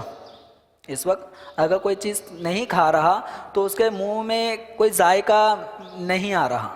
کوئی میٹھی چیز کھائے تو مٹھاس، کھٹی چیز کھائے تو اس کی کھٹاس، ایسی پھیکی چیز کھائے تو اس کا پھیکا پن، یا نمکینی کوئی بھی چیز انسان کھاتا ہے ذائقے دار تو اس کا ذائقہ اگر منہ کے اندر ہے. اب ایسی حالت میں نماز پڑھتا ہے اور وہ لعاب پیٹ میں چلا جاتا ہے تو اس سے نماز فاسد نہیں ہوگی، لیکن اس حالت میں نماز پڑھنا یہ منع ہے، مکروہ ہے کہ منہ کے اندر کوئی ذائقہ آ رہا ہو. تو انسان کو چاہیے کہ اچھی طرح نماز سے قبل اپنے دانتوں کی صفائی کر لے، برش کر لے، مسواک کر لے، اچھی طرح کلی کر لے، اور نماز سے پہلے اچھی طرح اپنے منہ کو صاف کر لے. کیا کوئی شخص اس طرح ناشتہ کر کے، اس کو تھوڑا سا یوں زاویے سے لیں کہ ابھی آپ نے مکھن ڈبل روٹی کھائی، دودھ پیا، مکھن دودھ ڈبل روٹی سے آپ ناشتہ کر رہے ہیں، انڈا بھی آپ نے کھایا، تو منہ میں ایک عجیب سی مہک آ رہی ہوتی ہے. کیا ایسی مہک والا منہ لے کے آپ آفس پہنچتے ہیں اور اپنے آفیسر سے بات بھی کر رہے ہیں، ان کے کان میں بھی کبھی کوئی بات کرنے کا موقع ملا تو کیا اس حالت میں بات کریں گے؟ کیا انڈے کی بو آ رہی ہو تو دودھ ڈبل روٹی کا ذائقہ آپ کے آفیسر کو بھی سونگھنے کا موقع مل رہا ہو؟ نہیں، معیوب لگتا ہے. کبھی بھی آفس اس انداز میں نہیں جائیں گے. اللہ تعالیٰ کے حضور حاضر ہوتے ہوئے ان چیزوں کا خیال کیوں نہیں ہوتا؟ جیسا بھی منہ ہو بس کھڑے ہو جاؤ، اللہ نماز شروع کر دیتے. تو اللہ تعالیٰ کے دربار میں جب بندہ آئے تو اللہ کا دربار سب سے زیادہ تعظیم کا حقدار ہے، کہ یہاں پہ یعنی بندگی نام ہی تعظیم کے اظہار کا ہے. تو ہم جب سجدہ کر لیتے ہیں، اپنی پیشانی جو کسی کے آگے نہیں ٹکاتے وہ اللہ کے حضور جھکا لیتے ہیں، تو ہم سراپا تعظیم کا اظہار کر رہے ہوتے ہیں، اور سراپا عجز ہمارے وجود سے ٹپک رہا ہوتا ہے، منہ میں سے بھپکے آ رہے ہوں، تو یہ بھی جچتا نہیں ہے. تو اس لیے نمازی کو چاہیے کہ اپنے منہ کی صفائی کا اہتمام کرے. جب بھی آپ دیکھتے ہیں مدنی مراکز کے اندر افطاری میں کوئی خاص چھولے پکوڑے اور ان چیزوں کا اہتمام نہیں ہوتا، وجہ وہی ہے کہ یہاں کھائیں گے پیئیں گے، چونکہ اعتکاف بھی کر رہے ہوتے ہیں، نماز بھی مغرب کی فوری طور پہ قائم ہوتی ہے، تو یہاں ان چیزوں کے اندر ہی ساری مسجد کا فرش آلودہ ہونے کا اندیشہ، پھر نماز پڑھنے والوں کے منہ سے اسمیل، پھر پہلی صف کے شائقین وہ اٹھ کے کلی کرنے بھی نہیں جائیں گے، تو بڑے مسائل ہوتے ہیں. اس لیے پھر یہاں پہ یہ کوشش کی گئی. اور افطاری میں کوئی پھل فروٹ کا کھانا کچھ ضروری بھی نہیں ہے. اصل افطاری پانی سے بھی ہو سکتی ہے، کھجور سے بھی ہو سکتی ہے، کوئی نہ کوئی چیز آپ کے پیٹ میں چلی گئی، روزہ کھل گیا. تو اس چیز کا بھی ہمیں خیال رکھنا چاہیے. اسی طرح بسا اوقات نماز توڑنے والی چیزوں میں سے ایک چیز ہے خون کا نکل آنا. بس اوقات داڑھوں سے خون، دانتوں سے خون آنے کا مرض بعض لوگوں کو ہوتا ہے، مسوڑوں کی کمزوری، دانتوں کی خرابی کے باعث، یا کیلشیم وغیرہ کی کمی، کوئی نہ کوئی سبب اس کا ایسا بنتا ہے جس سے دانتوں سے خون آتا ہے. تو نماز پڑھتے وقت اگر دانتوں سے خون نکلا تو اب دیکھیں گے کہ اگر تھوک غالب ہے اور وہ تھوک والا اگر کوئی نگل لیتا ہے، تو اگر تھوک غالب ہے تو اس کو نگلنے سے نماز فاسد نہیں ہوگی، اور اگر خون کا غلبہ ہے تو اس صورت میں نماز فاسد ہو جائے گی. اب یہاں غلبے سے کیا مراد ہے؟ کون سی چیز غالب ہوئی؟ تھوک غالب ہے یا خون غالب ہے؟ تو اس صورت میں یہ ہے کہ اگر حلق میں یعنی حلق سے نیچے اترتے وقت، ایسے تھوک کو نیچے اتارتے وقت اگر حلق میں خون کا ذائقہ، خون کا ایک اپنا ایک ٹیسٹ ہوتا ہے جس سے آدمی کو پتہ چل جاتا ہے کہ اب میرے دانت سے خون نکل آیا، تو وہ جو خون کا ایک ٹیسٹ ہے، کھٹاس، وہ اگر ذائقہ اس کو حلق سے نیچے اترتے وقت محسوس ہوتا ہے تو نماز فاسد ہو جائے گی. نماز توڑنے ٹوٹنے کے حوالے سے ذائقے کا اعتبار ہے، اور وضو ٹوٹنے کے اعتبار سے رنگت کا اعتبار ہے. اگر تھوک کا رنگ سرخ ہو گیا تو اس کا مطلب ہے خون کا غلبہ ہے، وضو ٹوٹ جائے گا.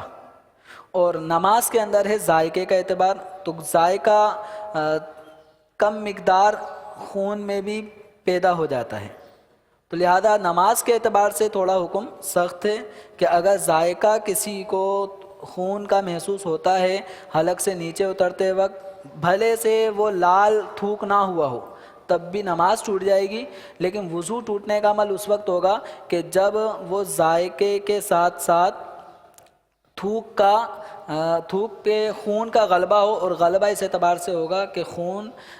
تھوک میں شامل ہو کر تھوک کو سرخ کر دے، تو اس صورت میں اس وضو بھی ٹوٹ جائے گا۔ اور اگر تھوک سرخ نہیں ہوا، زرد ہے، پیلا ہے، خون ملنے سے، تھوک کی سفیدی ملنے سے وہ پیلاہٹ ہو چکی ہے، تو وضو نہیں ٹوٹے گا۔ دوران نماز اگر کسی نے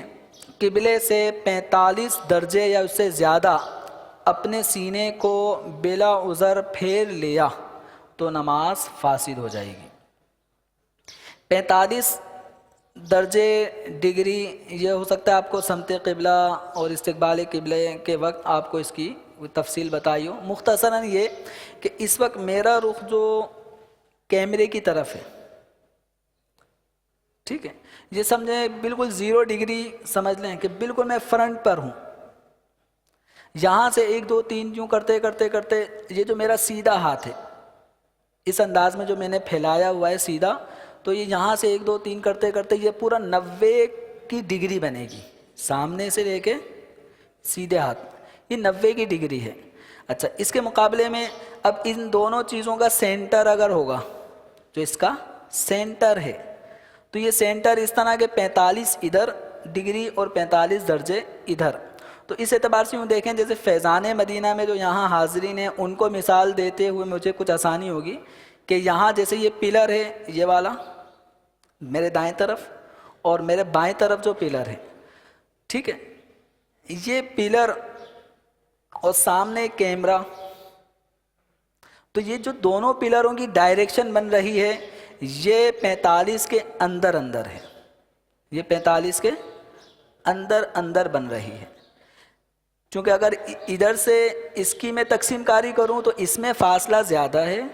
بمقابلہ اس پلر اور اس کے، ٹھیک ہے۔ تو اگر نماز پڑھنے والا سمت قبلہ کی طرف رک کر کے نماز پڑھ رہا تھا، کسی وجہ سے اس کا سینہ ایسے ہو گیا، کسی وجہ سے اس کا سینہ اس طرف ہو گیا، لیکن 45 درجے کے اندر اندر رہا تو نماز نہیں ٹوٹی، ٹھیک ہے۔ لیکن 45 سے زیادہ وہ گھوم گیا، مثال کے طور پہ اگر یہ 0 اور یہ پلر جو میری سیدھی طرف ہے یا الٹی طرف ہے یہ 45 کے اندر ہے، اب اگر میں تھوڑا سا اس طرف رخ کر لیتا ہوں، جیسے ہمارے بزرگ بیٹھے ہیں، اگر میں نماز پڑھتے پڑھتے ان بزرگ کی طرف رخ کر لیتا ہوں تو یہ یہاں سے 45 سے میں نکل گیا، یہاں پہ ممکن ہے 50 55 تک میری موونگ ہو گئی ہے۔ تو اس طرح نمازی کا نماز پڑھتے ہوئے قبلے کی دائیں یا بائیں جانب 45 درجے سے زیادہ اگر اس کا سینہ پھر گیا یعنی قبلے سے ہٹ گیا،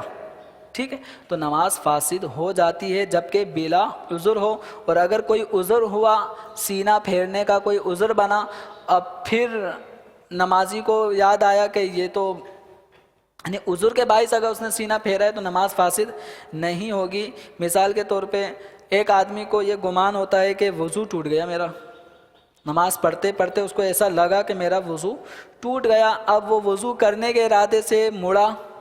پوری سمت اس نے گھوم لی، ٹھیک ہے، اب وضو خانے کی طرف چل پڑا، جیسے قبلہ فیضان مدینہ میں مغرب کی طرف قبلہ ہے تو ہمارے یہاں وضو خانہ بالکل اپوزٹ سائٹ ہے، تو اگر کوئی یوں وضو کرنے کے لیے چلا تھا، ایک دم یاد آئے کہ نہیں وضو تو میرا نہیں ٹوٹا، یہ جو مجھے ایسے وہم ہوا تھا، تو اب ایسی صورت میں اگر وہ مسجد سے باہر نہیں ہوا تو نماز نہیں ٹوٹے گی، یہ وہیں قبلہ رخ ہو کے اپنی نماز کو کنٹینیو رکھیں۔ پھرا ہے لیکن ایک عذر کی بنا پر پھرا ہے یا ایک، تو اس صورت میں نماز فاسد نہیں ہوگی۔ نماز پڑھتے ہوئے بہت سارے لوگوں کی عادت ہوتی ہے ایسی بالوں کو، داڑھی کے بالوں کو یوں کرتے رہنا، تو اگر لگاتار پے در پہ 3 بال اس طرح اکھاڑ دیے، داڑھی سے، سر سے، ہاتھوں سے 3 بال لگاتار اکھاڑ دیے پے در پہ تو نماز ٹوٹ جائے گی۔ اسی طرح بسا اوقات ہمارے یہاں شہری علاقوں میں تو نہیں، یہ گاؤں گوٹھوں میں جہاں پر حشرات الارض سانپ، بچھو، اس طرح کے موذی جانور بھی آ جاتے ہیں، سامنے آ جاتے ہیں، تو وہاں پر اس قسم کی جو ابھی میں بیان کرنے لگا ہوں وہاں پہ اس کی حاجت پڑ جاتی ہے۔ تو اگر سانپ بچھو کو مارنے سے اس وقت نماز نہیں ٹوٹے گی جبکہ 3 قدم چلنا نہ پڑے اور 3 ضربیں نہ ماری ہوں، یعنی 1 قدم کے اندر ہی آپ نے 1 ضرب میں اس کو مار دیا، پھر نماز پڑھنا شروع کر دی، نماز پڑھتے پڑھتے آپ نے لاٹھی اٹھائی اور مار دی، 1 ہی ضرب میں اس کا کام کر دیا، 2 ضربیں مار دیں، دونوں ضربوں میں اس کو اس طرح ناکارہ کر دیا کہ اب آپ کو نقصان نہیں پہنچائے گا، ٹھیک ہے، وہیں تڑپ رہا ہے، آپ کو نقصان نہیں پہنچائے گا۔ تو 1 ضرب میں مارا یا 2 ضربوں میں مارا اور 1 قدم آگے بڑھے یا 2 قدم آگے بڑھے تو اس صورت میں آپ کی نماز نہیں ٹوٹے گی۔ اگر آپ کو 3 قدم چلنا پڑ گیا، مارا 1 ہی ضرب میں لیکن 3 قدم چلے تو نماز ٹوٹ گئی۔ 1 ہی قدم چلے لیکن وہ 1 دفعہ مارا نہیں مرا، دوسری دفعہ مارا نہیں مرا، تیسری دفعہ مارا پھر مر گیا تو نماز ٹوٹ گئی۔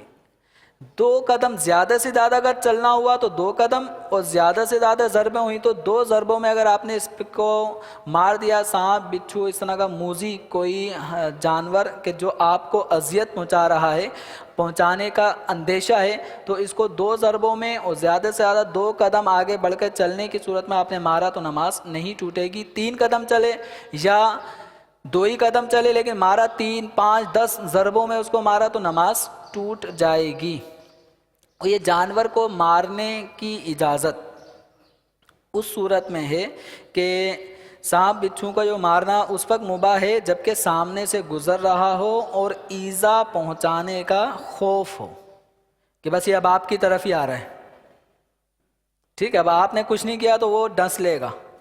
تو آپ کو یہ مارنا نماز کی حالت میں مباح ہوگا۔ اور اگر تکلیف پہنچانے کا اندیشہ نہیں ہو، بیچارہ سیدھا سیدھا جا رہا ہے 1 وے، آپ بلا وجہ آ کے اس کا رستہ روکتے ہیں اور اس کو مارتے ہیں اور آپ کو اندیشہ بھی نہیں ہے، وہ سیدھا سیدھا جا ہی رہا تھا کنارے کنارے، لیکن آپ نے اب نماز کی حالت میں مارا تو اس صورت میں نماز میں مارنا مکروہ ہوگا، لیکن ٹوٹے گی اسی صورت میں کہ 2 قدم سے زیادہ آپ چلے، 3 قدم آگے چل گئے یا 3 ضربیں آپ نے ماری تو نماز ٹوٹ جائے گی۔ نماز پڑھتے وقت کھجلیاں بھی بہت ہوتی ہیں، سردیوں میں کم، گرمیوں میں کچھ اس کا زیادہ سلسلہ ہوتا ہے، تو کھجاتے رہتے ہیں نماز پڑھنے کی حالت میں، 2 ہاتھ سے کھجا رہے ہوتے ہیں۔ تو یاد رکھیں نماز کے اندر دونوں ہاتھ سے اگر آپ نے نماز پڑھ رہے ہیں، سر میں ایسی کھجلی ہوئی کہ تو نماز ٹوٹ گئی۔ دونوں ہاتھوں کا ایسا استعمال میں کروں گا تو مجھے دیکھنے والا کیا تصور کرے گا؟ اب کھجلی دونوں طرف پورے جسم میں کھجلی مچ گئی، میں بس کھجا رہا ہوں، تو یہ اس حالت میں جو مجھے دیکھے گا وہ کیا تصور کرے گا؟ نمازی تصور نہیں کرے گا۔ تو دونوں ہاتھوں کا بیک وقت کھجلی میں استعمال نماز کو فاسد کر دے گا۔ 1 ہاتھ کو استعمال کرنا ہے نماز میں، اگر قیام کی حالت ہے تو قیام کی حالت میں سیدھے ہاتھ کا استعمال کریں، قیام کے علاوہ رکوع، سجود، قعدہ، جلسہ اور کوئی کنڈیشن ہے تو اس میں الٹے ہاتھ کا استعمال کریں۔ وجہ اس کی یہ نہیں ہے کہ قیام کی حالت میں اگر آپ نے الٹا ہاتھ استعمال کر لیا کھجانے کے لیے تو نماز ٹوٹ جائے گی، یہ غلط، جس کے بھی اگر ذہن میں بسا ہوا ہے کہ سیدھا ہاتھ استعمال کرنا ہے، کیوں کرنا ہے؟ کیونکہ اگر الٹا ہاتھ استعمال کر لیا تو نماز ٹوٹ جائے گی، یہ غلط ہے، نماز نہیں ٹوٹتی۔ سیدھے ہاتھ استعمال کرنے کی جو حکمت ہے وہ یہ ہے کہ الٹے ہاتھ کو قیام کی حالت میں مرد کہاں رکھیں گے؟ ناف کے نیچے، ٹھیک ہے، تو الٹے ہاتھ کی جگہ کیا ہے؟ ناف کے نیچے، پیٹ پر، ناف کے نیچے، یہ الٹے ہاتھ کے رکھنے کی جگہ ہے، اور سیدھے ہاتھ کے رکھنے کی جگہ کیا ہے؟ الٹے ہاتھ کی پشت پر، ٹھیک ہے۔ اب مجھے کھجلی محسوس ہو رہی ہے اور کھجائے بغیر سکون بھی نہیں آئے گا، توجہ بٹ رہی ہے، تو اب مجھے مجبوراً کھجانا ہے، تو کھجانے کے لیے مجھے اپنے ہاتھ کا استعمال کرنا ہے، تو ہاتھ استعمال کرنے کی وجہ سے کیا ہوگا؟ میرا ہاتھ سنت کے مقام پر، جس جگہ اس کو رکھنا سنت تھا تو اس موضع سنت پہ نہیں رہے گا کھجانے کی وجہ سے مجبوراً۔ تو اب اگر میں نے سیدھے ہاتھ کو استعمال کیا تو الٹا ہاتھ اپنی جگہ پر ہی ہے، ٹھیک ہے، تو ایک سنت فوت ہوئی کہ میرا ہاتھ سیدھے ہاتھ، الٹے ہاتھ پہ ہونا چاہیے تھا سیدھا ہاتھ، تو وہ ایک سنت فوت ہوئی۔ اب اگر میں الٹے ہاتھ کو استعمال کرتا ہوں کھجانے کے لیے اور سیدھا ہاتھ پیٹ پہ آ جاتا ہے، تو الٹا ہاتھ بھی اپنی جگہ سے ہٹا اور سیدھا ہاتھ کہاں پہ ہو گیا؟ پیٹ پہ۔ سیدھے ہاتھ کی جگہ کیا تھی؟ الٹے ہاتھ کی پشت۔ تو دو سنتیں فوت ہو گئیں۔ کتنی ہو گئیں؟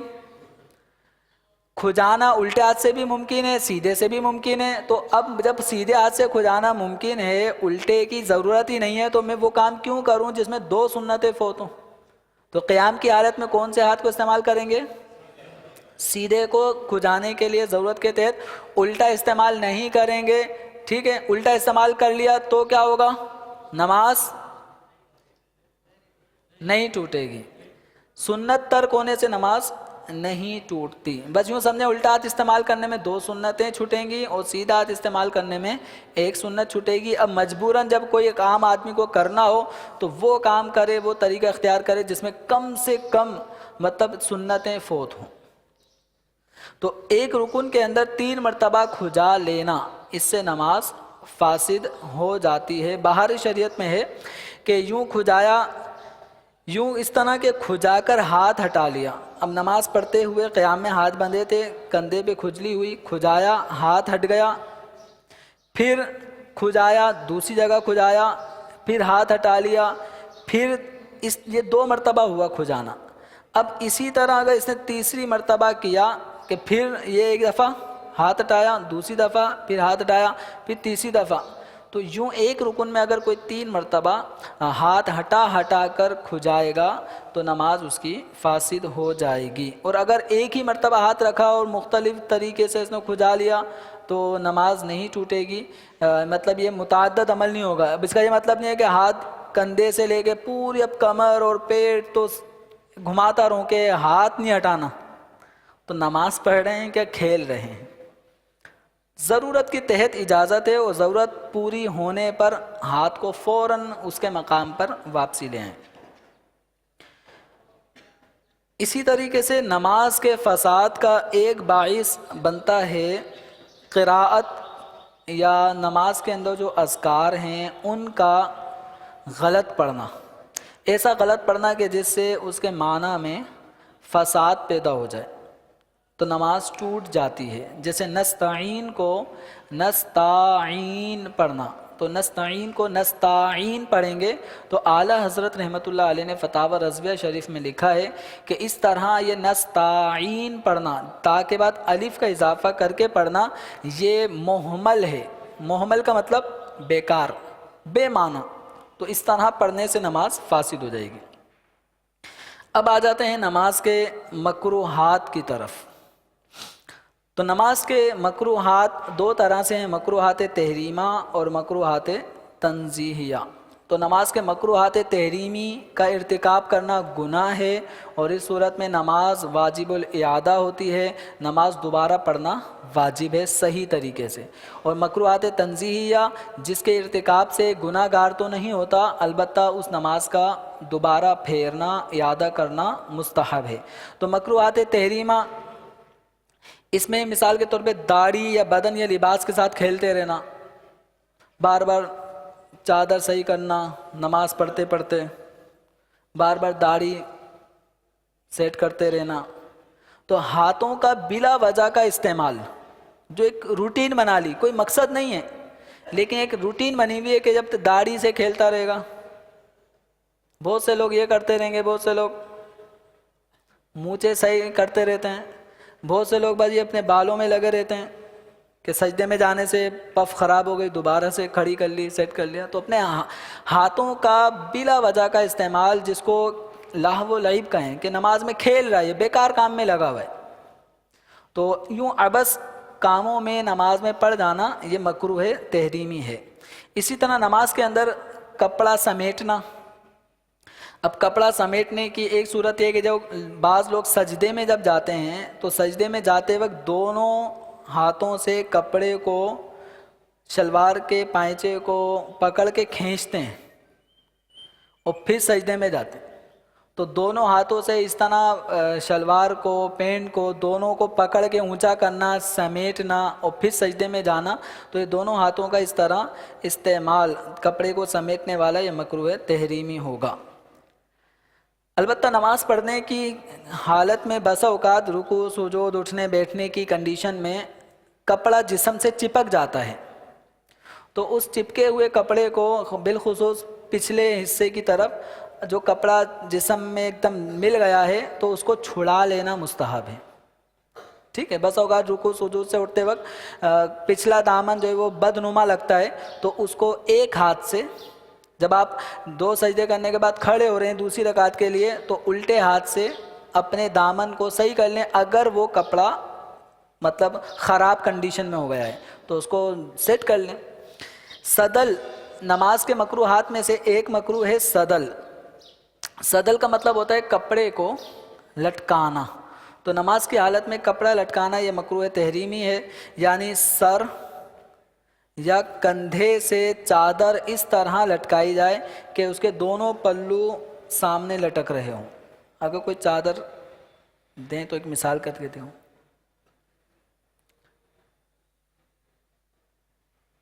جزاک اللہ۔ یہ جو انداز ہے کہ دونوں چادر کے یہ دونوں پلو ہیں میں اس طریقے سے، ٹھیک ہے،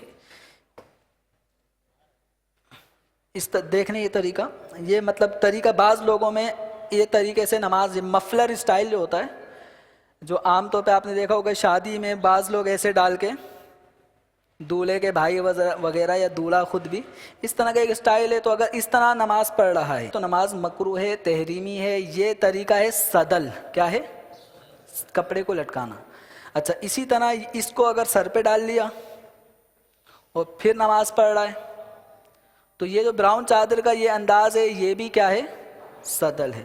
اچھا، اسی طریقے سے اس کو یوں لے لیں، آپ نے یہ بھی انداز دیکھا ہوگا بہت سے لوگوں کو، نماز کے علاوہ کوئی حرج نہیں ہے لیکن نماز کے اندر یہ انداز اس طرح سے کندھے پہ، عام طور پہ لال رومال یا جو بڑے سائز کے رومال استعمال کرنے والے لوگ ہوتے ہیں وہ کندھے پہ یوں ڈالا انہوں نے اور نماز شروع کر دیتے ہیں، تو اس انداز میں نماز مکروہ ہے، ٹھیک ہے۔ اسی طریقے سے جو یہ والا انداز، یہ جو عام طور پہ عورتوں کا انداز ہے، یہ وی، اسکول کی بچیاں وہ اکثر ان کے ایک وی شیپ کا ہوتا ہے، تو اس طریقے سے بھی اگر کوئی نماز کی حالت میں کپڑے کو ڈال لیتے اس انداز میں نماز پڑھے گا تو یہ بھی مکروہ تحریمی ہے۔ خواتین کا گلے میں ڈال کے یوں پڑھ لینا یہ بھی مکروہ تحریمی ہے۔ البتہ یہ صورت کہ یہ ایک چادر اس طرف رہی اور دوسری چادر کو بل دے کے دوسرے کندھے پہ ڈال دیا، یہ جو انداز ہے اس میں اگر نماز پڑھتے ہیں تو یہ جائز ہے، اس میں کراہت نہیں ہے۔ یا مثال کے طور پہ ایک پلو اس طرح ہے، دوسرا پلو اس طرح سے لے کے، اب یہ دونوں آگے لٹک رہے ہیں لیکن ایک بل آ گیا نماز کے اندر، یہ گلے میں چادر کا ایک بل لا کر اب جو نماز پڑھ رہے ہیں تو اس میں کراہت نہیں ہے۔ سمجھ میں آ گیا یہ طریقہ؟ تو اس طرح اگر گلے میں ایک بل آ گیا، جیسے اس وقت پوزیشن ہے دونوں پلو آگے لٹک رہے ہیں تو بھی کراہت نہیں ہے، اور اگر ایک پلو آگے ہے اور ایک پیچھے ہے لیکن گلے میں مطلب یہ ایک راؤنڈ ہو گیا تو راؤنڈ ہونے کی صورت میں بھی ایک پیچھے ہے اور ایک آگے ہے، اس میں کراہت نہیں ہے۔ کراہت کس کنڈیشن میں ہے کہ ایک آگے ایک پیچھے، یا دونوں آگے کی طرف لٹک رہے ہیں یا دونوں پیچھے کی طرف لٹک رہے ہیں۔ بہت سارے لوگ آپ نے دیکھا ہوگا یہ سردیوں میں یہ انداز ہوتا ہے، دونوں کنارے پیچھے بھی لٹک رہے ہیں، تھوڑے سے اس کو موڑ کے یا آگے بھی لٹکاتے ہیں، تو یہ انداز بھی جو شال مفلر والا انداز ہے یہ مکروہ تحریمی ہے، کندھوں کے اندر ہو رہا ہے، یہی چیز اگر سر سے ہو رہی ہو تو بھی کراہت کا یہاں پر حکم دیا جائے گا۔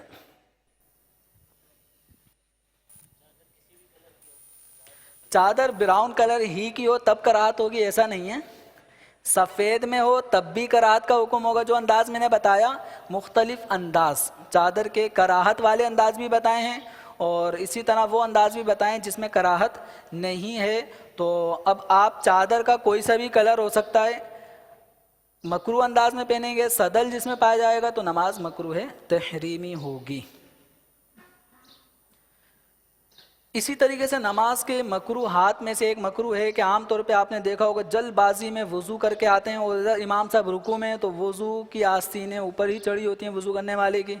اب آتے ہیں نماز اللہ اکبر کہ رکوع نہ نکل جائے، جلدی سے تکبیر کہہ لوں، آستین سیدھی کرنے میں وہ سمیع اللہ لمن حمیدہ کی آواز نہ آ جائے، تو اس لیے وہ وضو کرنے والا کیا کرتا ہے، آستینیں اوپر چڑھی ہوتی ہیں وضو کرتے وقت، اب اسی طرح آ کے اللہ اکبر کہہ کے وہ نماز شروع کر دیتا ہے، نماز پڑھتے پڑھتے بھی وہ آستین صحیح کر رہا ہوتا ہے۔ تو نماز پڑھنے والے کا اگر آدھی کلائی سے زیادہ، اس وقت جو میری آستین مڑی ہوئی ہے وہ آدھی کلائی سے، کونی یہ ہے تو یہ کپڑا آدھی کلائی سے زیادہ اوپر چڑھا ہوا ہے اور مڑا ہوا ہے، تو اس حالت میں نماز پڑھنا مکروہ تحریمی ہے۔ نماز پڑھنے سے پہلے سے چڑھی ہو تب بھی مکروہ تحریمی، نماز پڑھنے کے دوران اوپر چڑھ گئی کسی بھی وجہ سے اور وہ آدھی کلائی سے زیادہ اوپر چڑھ گئی مڑ کر تو مکروہ تحریمی ہے۔ اس لیے نماز پڑھنے والے کو چاہیے کہ وضو خانے سے مسجد کی صف تک آنے سے پہلے ہی اپنی آستینوں کو نیچے کر لے، اگر آستینیں اوپر چڑھی ہوں گی اور نصف آدھی کلائی سے زیادہ چڑھی ہوں گی تو مکروہ تحریمی ہے، اور اگر آدھی کلائی یا اس سے نیچے تک چڑھی ہے، جیسے آپ نے دیکھا ہوگا بعض لوگ کاٹن کے سوٹ پہنتے ہیں اور کاٹن کے سوٹ پہننے کی صورت میں ان کا اتنا کوئی 2 انچ 1 انچ کپڑا مڑا ہوا ہوتا ہے، لیکن جو مڑا ہوا ہے وہ آدھی کلائی سے نیچے ہی ہوتا ہے، آدھی کلائی یا اس سے نیچے ہی ہوتا ہے، تو یہ مکروہ نہیں ہے، یہ مکروہ نہیں ہے۔ آستین کا فولڈ ہونا مڑنا اسی صورت میں مکروہ تحریمی ہوگا کہ جب آدھی کلائی سے زیادہ فولڈ ہوا ہو۔ اسی طرح نماز پڑھنے کی حالت میں بسا اوقات حاجت، چھوٹے بڑے مطلب پیشاب وغیرہ کی حاجت پیش آ جاتی ہے اور نماز پڑھنے والا نماز پڑھ رہا ہے اور شدت کی مطلب حاجت ہے، یعنی حاجت اس طرح کہ نماز توڑے اور بندہ فوراً نماز توڑ کے جائے فارغ ہو، ایسی شدت کی کیفیت میں نماز پڑھتے رہنا یہ مکروہ تحریمی ہے، گناہ ہے۔ اب یہ کیفیت چاہے نماز شروع کرنے سے پہلے ہو یا نماز پڑھنے کے دوران یہ کیفیت پیدا ہو گئی اور شدت کے ساتھ ہو رہی ہے، شدت کے ساتھ یعنی آپ قیام کر رہے ہیں تو بھی آپ ہل جل ہو رہی ہے کہ بس کسی طرح میں سلام پھیرنے میں کامیاب ہو جاؤں اور وضو نہ ٹوٹے، تو پیشاب کی شدت یا ریح کی شدت ہو رہی ہے اور اسی میں انسان اپنے آپ کو ضبط پہ ضبط کر رہا ہے، وہ نماز پڑھ رہا ہے یا کیا کر رہا ہے، اس کی تمام تر توجہ کہاں پہ ہو گئی کہ نکل نہ جائے، ریح خارج نہ ہو جائے، وضو نہ ٹوٹ جائے، تو یہ پوری دفاعی پوزیشن میں نماز پڑھ رہا ہے اور شدت کا زور ہے، تو اس حالت میں نماز پڑھنا یہ مکروہ تحریمی ہے۔ ہمیں حکم ہے کہ ایسی صورت میں فوری طور پہ نماز توڑے، اگر نماز کے دوران ایسی کیفیت شدت اختیار کر چکی ہے تو نماز توڑ کر پھر ریلیکس ہو کر فراغت پا کے نماز پڑھنا دوبارہ سے یہ ہوگا، اور نماز اسی حالت میں پڑھتے رہنا اور وقت میں بھی گنجائش ہے پھر بھی اسی حالت میں نماز پڑھنا یہ مکروہ تحریمی اور گناہ ہے، اور اگر نماز کا وقت ہی کم ہے اور شدت بھی ہے، اب اگر آپ مثال کے طور 5 منٹ ہیں وضو آپ نے کیا ہے نماز پڑھ رہے ہیں اور آپ کو پتہ ہے کہ اگر میں فراغت کرنے کے لیے جاؤں گا تو نماز کا ٹائم ہی نکل جائے گا، وضو بھی نہیں ہو پائے گا، نماز بھی نہیں پڑھ پاؤں گا، اور ابھی آپ وضو کر لیں گے نماز پڑھ لیں گے شدت بھی ہے تو ایسی صورت میں اب آپ نماز پڑھ سکتے ہیں۔ نماز کی حالت میں بسا اوقات انگلیاں چٹکھاتے ہیں لوگ، ہاتھوں کی پاؤں کی یہ انگلیاں کٹ چٹکھاتے رہتے ہیں، تو نمازی کا نماز کی حالت میں انگلیاں چٹکھانا یہ مکروہ تحریمی ہے۔ البتہ رکوع سجود میں آتے جاتے وقت کبھی آپ دیکھتے ہیں گھٹنوں سے ٹک آواز آتی ہے، کبھی پاؤں کے پنجوں سے آواز آتی ہے انگلیاں چٹکنے کی، تو وہ بے اختیاری ہے، تو اس طرح نمازی کا بے اختیاری گھٹنوں کے اندر سے جوڑوں سے آواز آنا یا انگلیوں میں کٹ چٹک چٹاخ کی آواز آئے تو یہ خود بخود آنا اس میں حرج نہیں ہے، لیکن آپ اپنے پاؤں کی انگلیوں سے یا ٹخنوں سے، بہت سارے لوگوں کی پریکٹس ہوتی ہے، وہ جس طرح چاہیں وہ آواز نکال لیتے ہیں، ہڈیاں چٹکھاتے ہیں، تو نماز کی حالت میں یوں ہڈیاں چٹکھانا قصداً یہ مکروہ تحریمی ہے، انگلیاں چٹکھانا منع ہے۔ اسی طریقے سے انگلیوں میں انگلیاں ملانا تشبیک کہلاتا ہے، تو نماز کی حالت میں بھی یہ عمل مکروہ تحریمی ہے، اور یہ تشبیک یا انگلیوں کا چٹکھانا نماز میں بھی مکروہ تحریمی ہے، اور نماز کے انتظار میں آپ بیٹھے ہوئے ہیں، ابھی 5 منٹ ہیں، 10 منٹ ہیں، سنتیں پڑھ کے آپ فارغ ہو چکے ہیں، ابھی جماعت کھڑی نہیں ہوئی، اس حالت میں بھی انگلیاں چٹکھانا یا اس حالت میں انگلیوں میں انگلیاں ڈال کے بیٹھے رہنا مکروہ تحریمی ہے۔ حتیٰ کہ آپ جب نماز کے لیے گھر سے چل پڑے، اس وقت بھی جب نماز کے لیے چل پڑے تو اب اس حالت میں بھی انگلیاں چٹکھانا اور اس حالت میں انگلیاں ڈالنا یہ مکروہ ہے۔ نماز کی حالت میں آسمان کی طرف نگاہ اونچی کر کے دیکھنا، نماز پڑھ رہا ہے آسمان کی طرف دیکھ رہا ہے تو یہ مکروہ تحریمی ہے۔ آسمان ہی نہیں، اونچائی کی طرف دیکھنا، جس چھت ہے یہاں تو آسمان نظر نہیں آئے گا، تو اونچائی یعنی اس انداز میں دیکھنا کہ اگر چھت نہ ہو تو آسمان نظر آئے، تو یوں آنکھیں اونچی کر کے دیکھنا، آسمان کی طرف نگاہ اٹھانا، یہ مکروہ تحریمی ہے۔ نبی کریم صلی اللہ تعالیٰ علیہ وآلہ وسلم کا فرمان عالی شان ہے، کیا حال ہے ان لوگوں کا جو نماز میں آسمان کی طرف آنکھیں اٹھاتے ہیں، اس سے باز رہیں یا ان کی آنکھیں اچک لی جائیں گی۔ یعنی ایسا نہ ہو، ڈرایا گیا ہے کہ یہ بار بار جو آنکھیں اٹھا کر دیکھ رہا ہے تو یہ آنکھوں کو اٹھا کر دیکھنے، آسمان کی طرف یوں نگاہ اونچی کر کے دیکھنے والا ڈرے، کہیں ایسا نہ ہو کہ بینائی سلب کر لی جائے۔ اسی طریقے سے نمازی کا منہ پھیر کر نماز پڑھ رہا ہے، کبھی ادھر دیکھتا ہے کبھی ادھر دیکھتا ہے، تو نمازی کا چہرے کو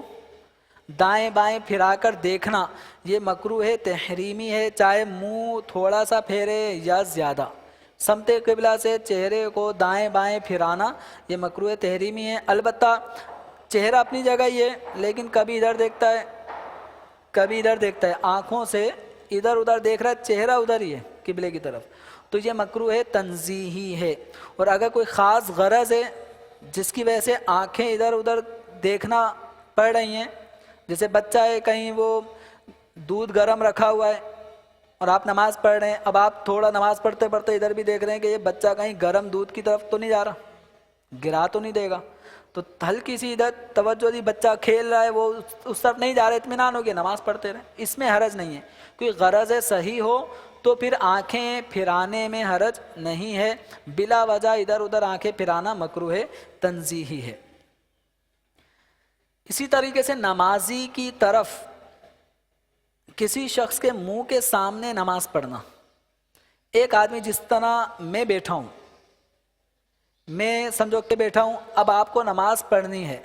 تو اب آپ سامنے کھڑے ہو کہ اللہ اکبر کہ نماز شروع کر دیں گے، تو نماز اس حالت میں پڑھنا کہ میں آپ کے سامنے بیٹھا ہوا ہوں یا کوئی بھی شخص آپ کے سامنے بیٹھا ہے، تو نمازی کا کسی شخص کے چہرے کے سامنے کھڑے ہو کے نماز پڑھنا مکروہ تحریمی ہے۔ اسی طریقے سے کوئی پہلے سے نماز پڑھ رہا ہے، جیسے آپ نماز پڑھ رہے ہیں، نماز پڑھ رہے تھے، اب میں آ جاؤں اور بیٹھ جاؤں اور بیان کرنا شروع کروں اور آپ نماز پڑھ رہے ہیں، تو میرا اب آپ کے سامنے آ کے بیٹھنا، نمازی کے سامنے آ کے بیٹھنا یہ مکروہ تحریمی، اب میں گناہ گار ہوں۔ تو اس سے ہمارے وہ خطبہ غور کریں کہ جب وہ جمعے کے لیے سنتیں پڑھنے کے بعد جب ممبر پہ آ کے بیٹھتے ہیں اور انہی کے سامنے 2 صف بعد، تیسری صف بعد کوئی اپنی سنتیں پڑھ رہا ہوتا ہے، ابھی وہ کھڑے ہو کے قیام میں نماز پڑھ رہا ہے اور یہ خطیب صاحب آ کے ممبر پہ بیٹھ گئے، پچھلی صف میں، 3 صف میں، 6 صف بعد کوئی شخص نماز پڑھ رہا ہے، یعنی مراد یہ کہ اس ممبر کے سامنے کوئی سترہ بھی نہیں ہے، کوئی سترہ حائل نہیں ہے، اور کوئی شخص نماز پڑھ رہا ہو تو خطیب اس نمازی کے سامنے ممبر پہ نہیں بیٹھ سکتا۔ اب یہ بیٹھے گا تو یہ گناہ گار ہوگا، تو خطیب کو ایسے میں چاہیے اپنے مصلی پر ہی تھوڑی دیر بیٹھا رہے، جب وہ نماز سے فارغ ہو جائے پھر اپنے ممبر پر آئے۔ اچھا، اگر خطیب پہلے سے بیٹھا ہوا ہے، اب کسی کو یاد آیا میں نے فجر کی نماز تو پڑھی نہیں، سنتیں پڑھ لی، اب وہ فوراً کھڑے ہو کے شروع کر دیتا ہے، تو اب خطیب پہلے سے بیٹھا ہوا ہے، اب خطیب کی جب رک کر کے جو نماز شروع کرے گا وہ گناہ گار ہوگا۔ تو ایسے میں اگر کسی کو لگتا ہے کہ وہ بہت آہستہ آہستہ نماز پڑھتا ہے اور خطیب کے سامنے نماز پڑھے گا تو خطیب کے لیے آزمائش ہو جائے گی کہ وہ آپ کی وجہ سے ممبر پہ بیٹھے گا نہیں، وہ نہیں بیٹھے گا، نمازی گھڑی دیکھتے رہیں گے خطیب صاحب کو کیا ہو گیا، کیوں نہیں آ رہے، لیٹ کر رہے ہیں. تو آپ کی وجہ سے اگر لیٹ ہو رہے ہیں تو ایسے میں آپ کو چاہیے کہ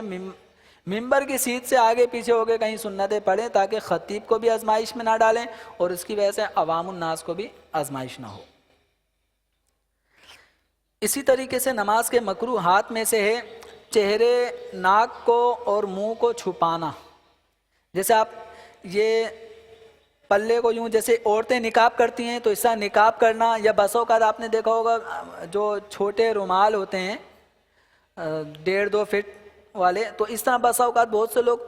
باندھ لیتے ہیں تو ناک بھی چھپ گئی، منہ بھی چھپ گیا. تو اس حالت میں ناک اور منہ کو چھپا کر نماز پڑھنا مکروہ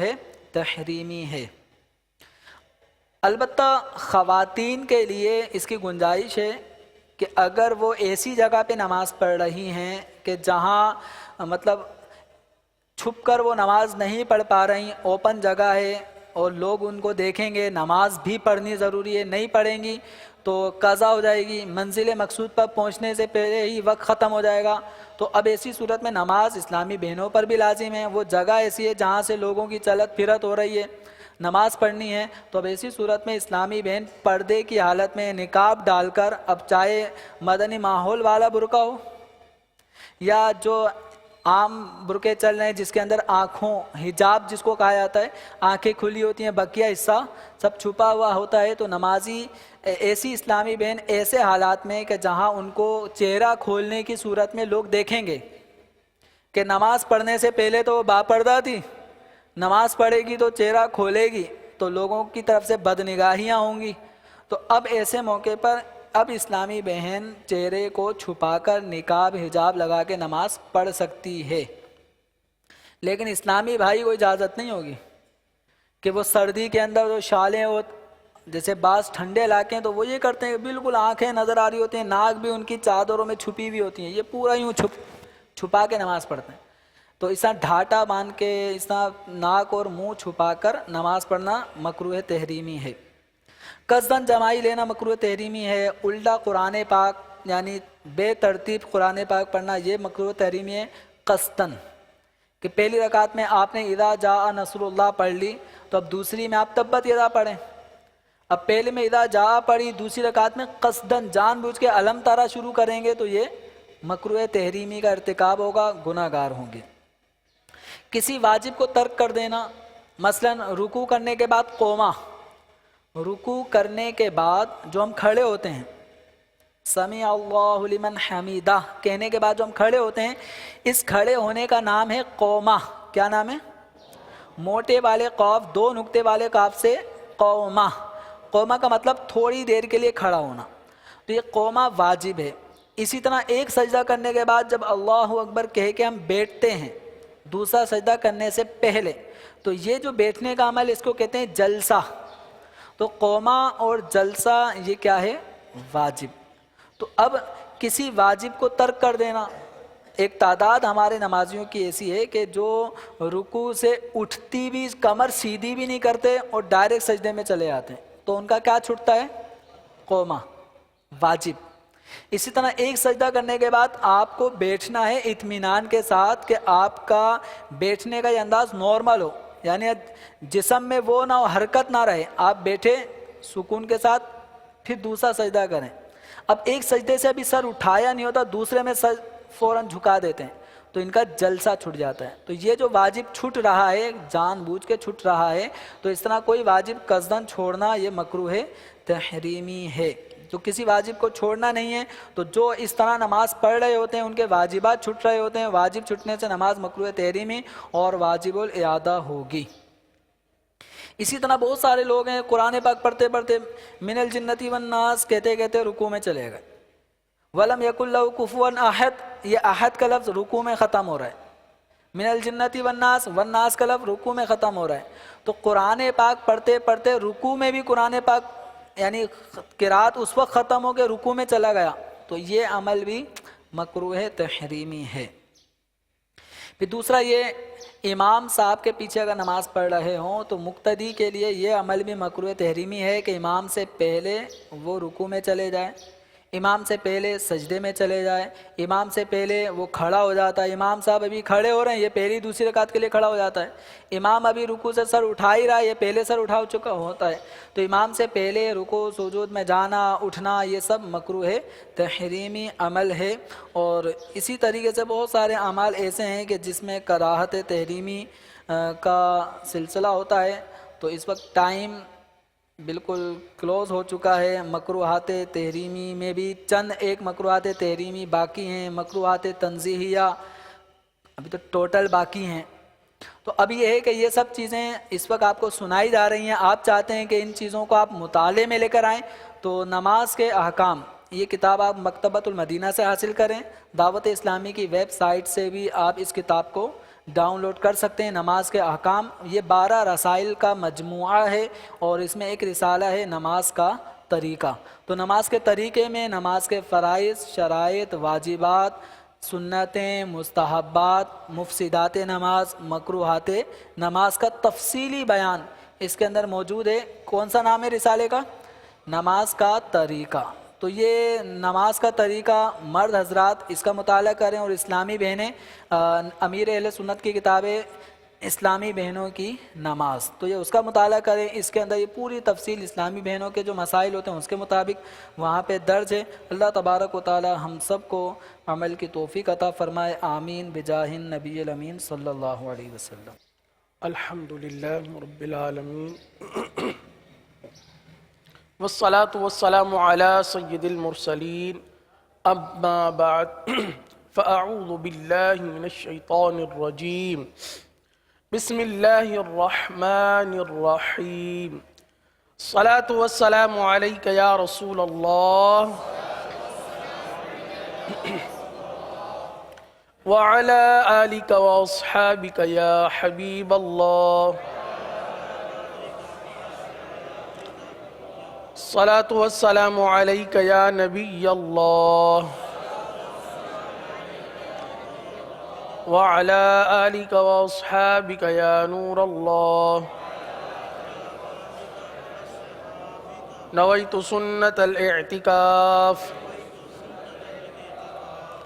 الحمدللہ عز وجل ایک بار پھر ہم اپنے سلسلے مدنی قاعدے کے حوالے سے قواعد کی ادائیگی، اجرا، یہ دونوں چیزیں انشاءاللہ ہم سیکھیں گے۔ سبق نمبر 14 میں اپنے قواعد کو درست کریں گے، ادائیگی کو درست کریں گے۔ تو آئیے سبق شروع کرنے سے پہلے دعا پڑھ لیتے ہیں اور اس کی برکت لے لیتے ہیں۔ صلو علی الحبیب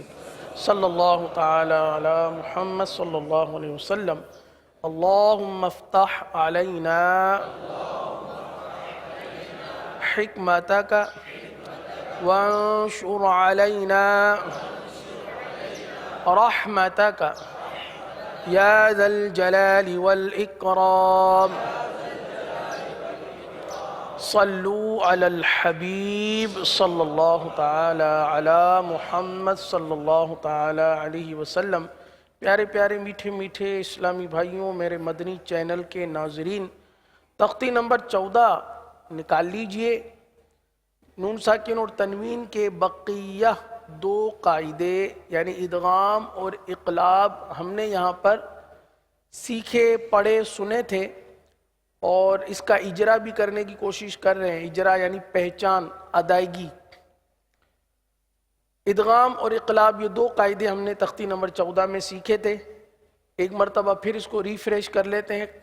قواعد کو، تاکہ ذہن میں یہ دوبارہ تازہ ہو جائے۔ ادغام نون ساکن یا تنوین کے بعد حروف یرملون میں سے کوئی حرف آ جائے تو ادغام ہوگا، را اور لام میں بغیر غنہ کے اور باقی 4 میں غنہ کے ساتھ۔ حروف یرملون 6 ہیں، اور وہ یہ ہیں یا، را، میم، لام، واو، نون۔ اور اقلاب کے قاعدے میں ہم نے یہ سنا تھا کہ نون ساکن و تنوین کے بعد حرف با آ جائے تو اقلاب ہوگا، یعنی نون ساکن و تنوین کو میم سے بدل کر اخفا کریں، یعنی غنہ کر کے پڑھیں۔ اب آئیے اپنے سبق کی طرف بڑھتے ہیں۔ تختی نمبر 14 کی 4تھی سطر پر اپنی شہادت کی انگلی رکھ لیجئے. کتابن یلقاہ، یہاں سے ہم اپنے سبق کا آغاز کرتے ہیں. بسم اللہ الرحمن الرحیم.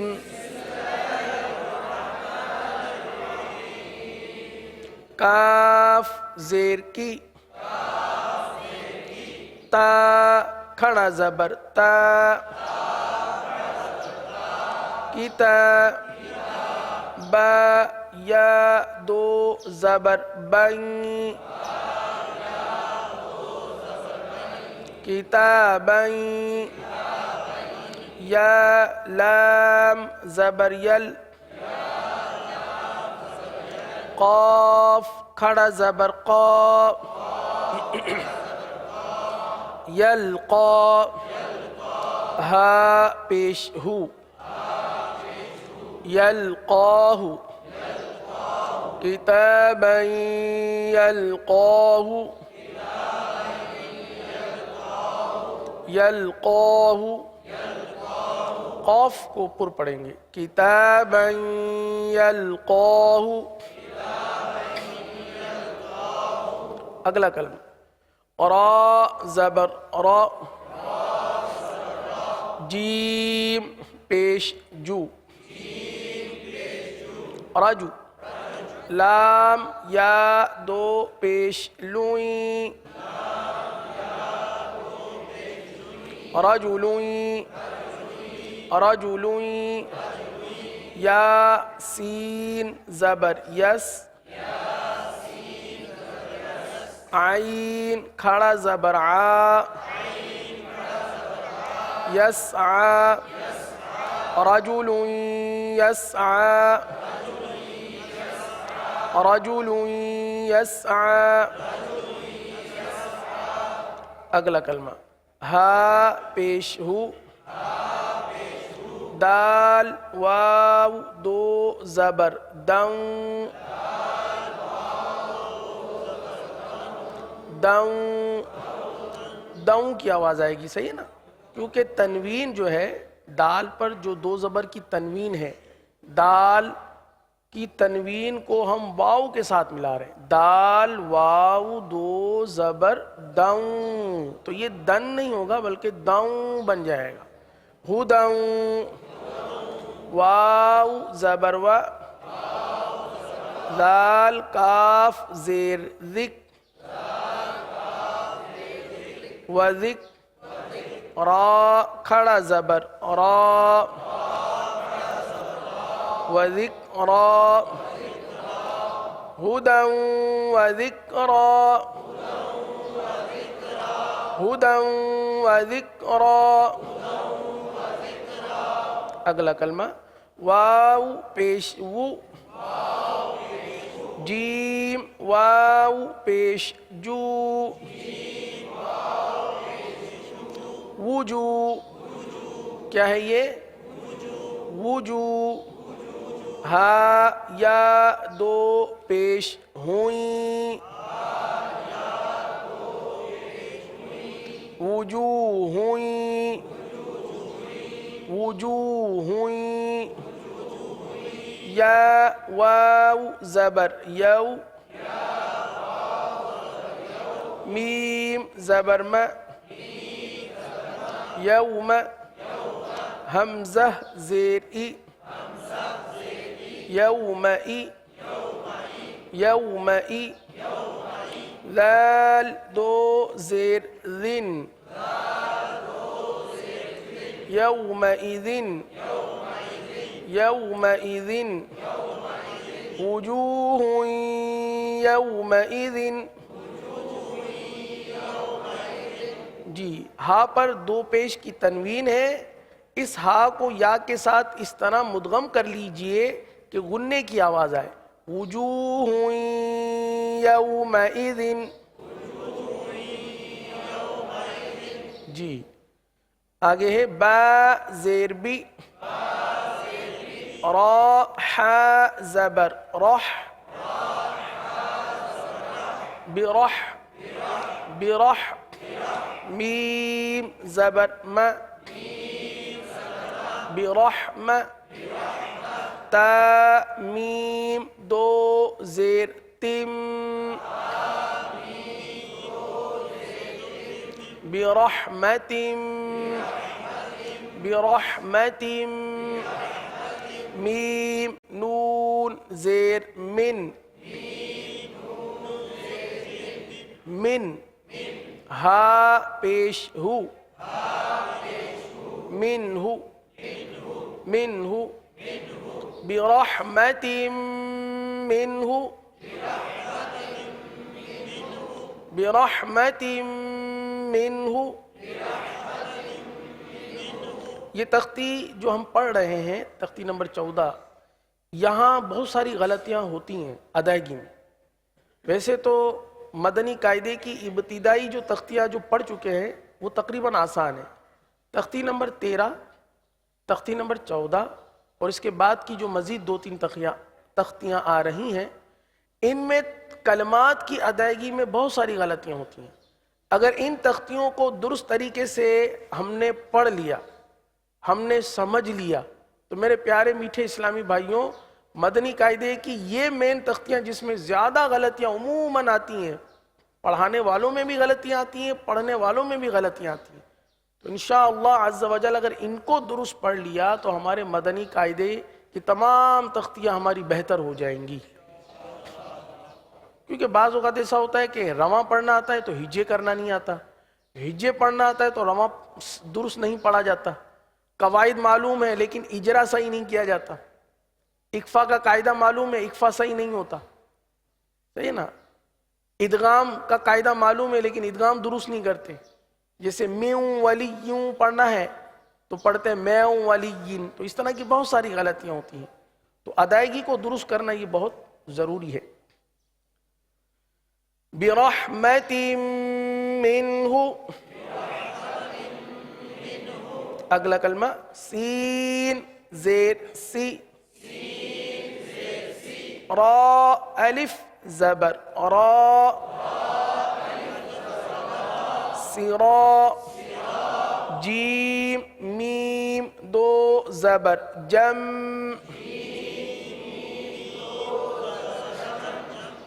جم سراجم، را کو پر پڑھیں گے سراجم، میم پیشمو، نون یا زیر نی، منی، را دو زبر رن، منیرن، سراجا منیرا، سراجا منیرا. آگے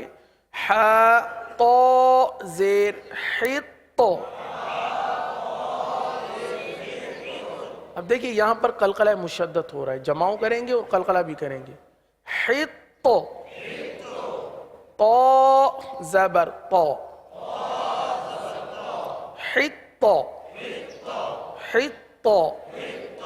تا نون دو پیش تن،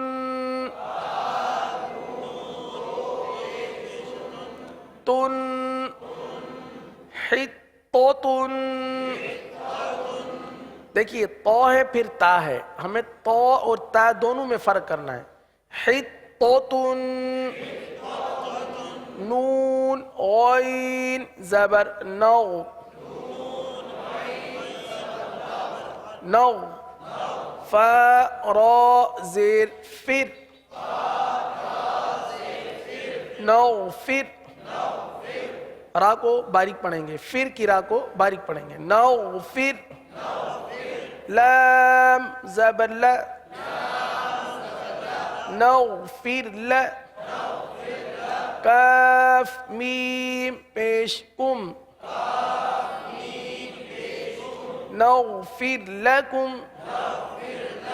نغفر لکم. دیکھیے غین کی ادائیگی درست ہونی چاہیے، غین کو گاف نہیں بنانا، نہیں قلقلہ کرنا ہے. نغ یا نگ دونوں غلط. نغفر لکم، حطة نغفر لكم حطة نغفر لكم آگے خا لام زبر خل قاف نون دو زیر قن قن زیر کی آواز قن خلق نون پیش نو عین یا زیر عی نعی دال پیش دو نعید ہا الٹا پیش ہو نعیدہ خلق نعیدہ خلق نعیدہ اگلی لائن میم پیش مو حا میم زبر حم محم میم پر پیش ہے محم میم زبر ما محم دال را دو پیش در در در را کی آواز در محمد را زبر را سین واو پیش سو رسو لام لام پیش لل رسول لام کھڑا زبر لا رسول اللہ اللہ کا لام پر پڑھیں گے رسول اللہ ہا زیر ہی رسول اللہ لا اللہ کے لام کا کھڑا زبر لا پر پڑھیں گے رسول اللہ محمد رسول اللہ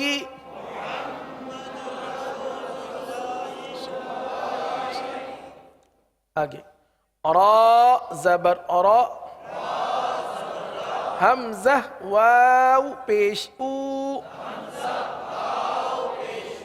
رأو فا را دو پیش پر رؤوف را زبر را حا یا زیر حی رحی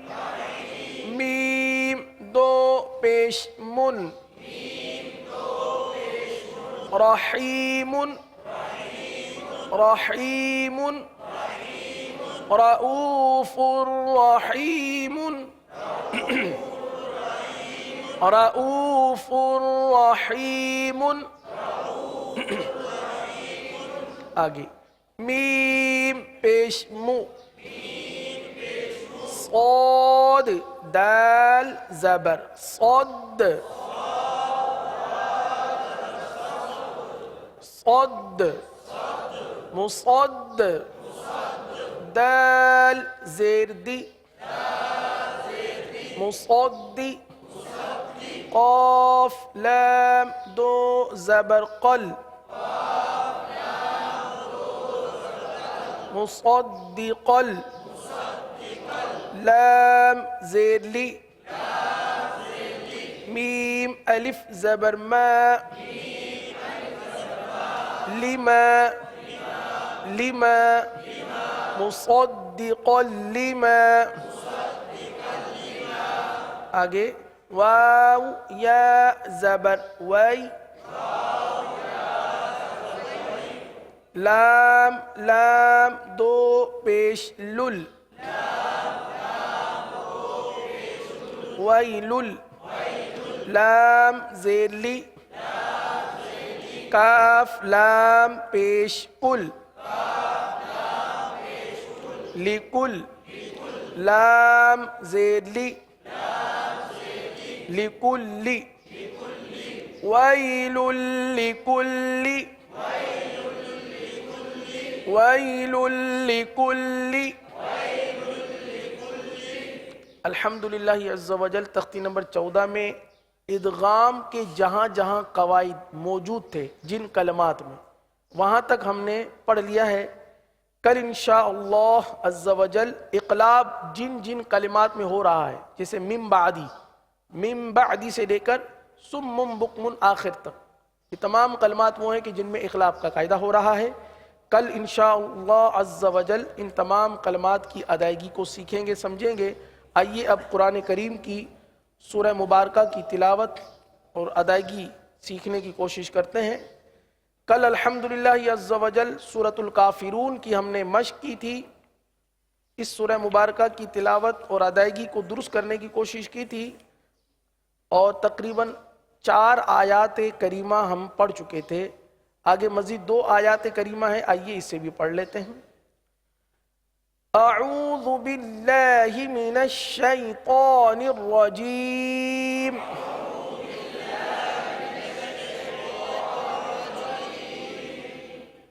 بسم اللہ الرحمن الرحیم۔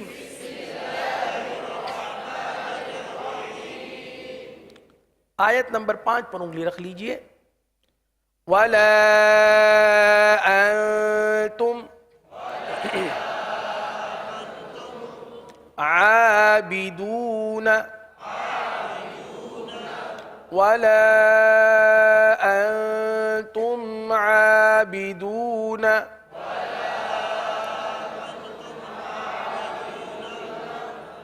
اس کلمے میں انتم آپ محسوس کر رہے ہیں، سن رہے ہیں کہ انتم گنہ ہو رہا ہے۔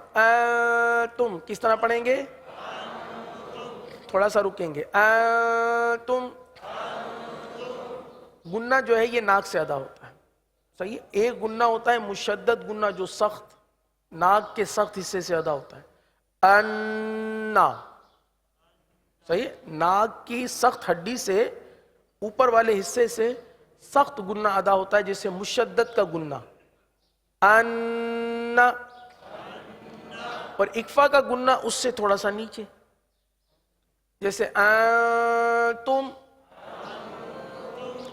زبان کی نوک کو نون کے مخرج پر اس طرح لگائیں کہ زبان مضبوطی سے نون کے مخرج کو لگ نہ جائے بلکہ تھوڑا سا قریب ہو جائے۔ نون کے مخرج سے زبان کو قریب کرنے، اس سے انشاءاللہ عز و جل اخفاء کی درست ادائیگی ہو پائے گی۔ انتم ولا انتم عابدون،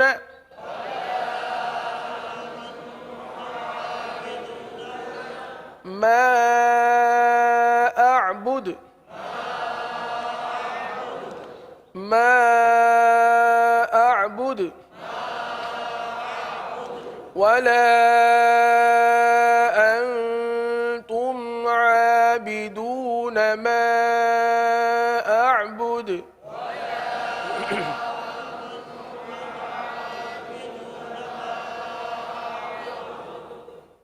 چھٹی آیت، لکم دینکم، لکم دینکم ولی دین۔ اب یہاں پر دیکھیے ولیہ، صحیح ہے؟ ولیہ نہیں ہے۔ اس آیت کریمہ میں بعض اوقات ہمارے منہ سے ولیہ نکل رہا ہوتا ہے اور ہم یہ سمجھ رہے ہوتے ہیں کہ ہم ولیہ پڑھ رہے ہیں، کیونکہ زبان پڑھ پڑھ کر یا غلط ادائیگی کی وجہ سے اس قدر پختہ ہو جاتی ہے کہ ہمارے اختیار سے نکل جاتی ہے۔ ہم پڑھنا چاہتے ہیں ولیہ، لیکن ہماری زبان جو ادائیگی کرتی ہے وہ ولیہ کرتی ہے، اس کی وجہ ہماری توجہ نہ ہونا ہے۔ پیارے اسلامی بھائیوں، جب قرآن کریم کو پڑھا جائے، چاہے نماز کے اندر یا نماز کے باہر، تو ہمارا سننا توجہ کے ساتھ ضروری ہے، ان معنوں میں کہ ہم ادائیگی درست کرنے میں کامیاب ہو جائیں، ورنہ کہیں ایسا نہ ہو کہ دھیان ہمارا کہیں اور ہو،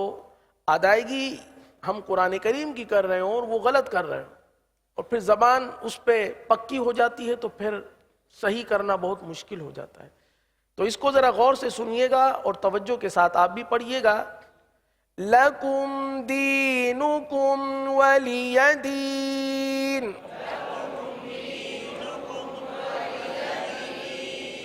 وَلِيَ دِينِ۔ دیکھیے اب بھی مجھے ولیہ کی آواز آ رہی ہے، کیا یہ واو لام زبر ول ہے؟ نہیں۔ کیا یہ واو لام زبر ول ہے؟ نہیں، ولیہ نہیں ہے، واو زبر وا، پڑھیے واو زبر لام زیر لی، ولی ولی ولی، یا زبر یا، ولیہ۔ کیا ہو گیا؟ کیا ہو گیا؟ کیا ہو گیا؟ اب جب بھی پڑھیں گے کیا پڑھیں گے؟ ولیہ۔ لَكُمْ دِينُكُمْ وَلِيَ دِينِ۔ اب آئیے اس پوری سورہ مبارکہ کو ایک مرتبہ پھر پڑھ لیتے ہیں۔ اعوذ باللہ من الشیطان الرجیم،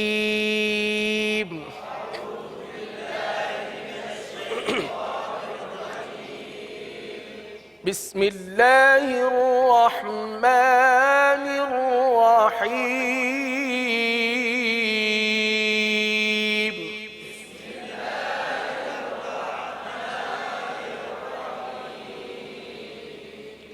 قل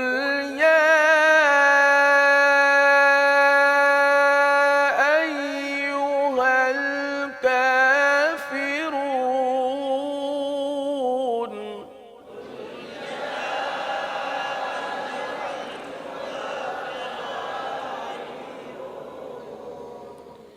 لا أعبد ما تعبدون،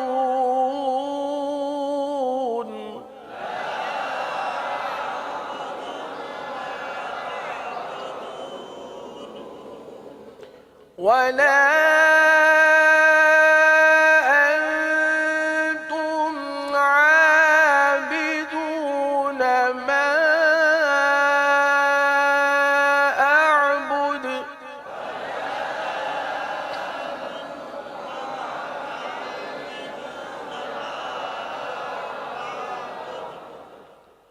ولا أنا عابد ما عبدتم،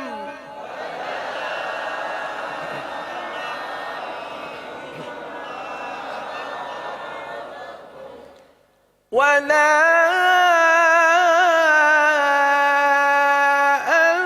أنتم عابدون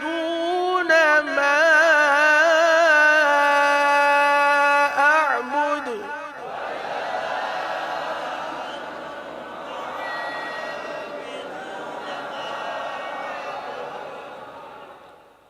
لكم دينكم ولي دين،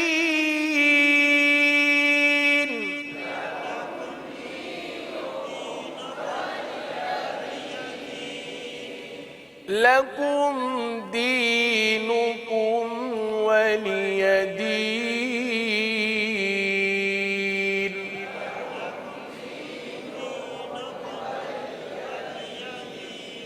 صدق اللہ العظیم۔ اللہ عز و جل کی بارگاہ میں دعا ہے کہ اللہ تعالی ہمیں درست قرآن پڑھنے کے لیے آسانیاں عطا فرمائے، آمین بجاہ النبی الامین صلی اللہ تعالی علیہ وسلم۔ مجلس کے اختتام کی دعا پڑھ لیجیے۔ الصلاۃ والسلام علیک یا رسول اللہ وعلی آلک واصحابک یا حبیب اللہ سبحانک اللہم وبحمدک اشہد ان لا الہ الا انت استغفرک واتوب الیک سبحانک اللہم وبحمدک اشہد ان لا الہ الا انت استغفرک واتوب الیک سبحانک اللہم وبحمدک اشہد ان لا الہ الا انت استغفرک واتوب الیک۔ الصلاۃ والسلام علیک یا نبی اللہ وعلی آلک واصحابک یا نور اللہ۔ گزارے کیسے زندگی، آؤ علماء سے پوچھ لیں، آئے جو مشکل پیش کوئی، آؤ علماء سے پوچھ لیں۔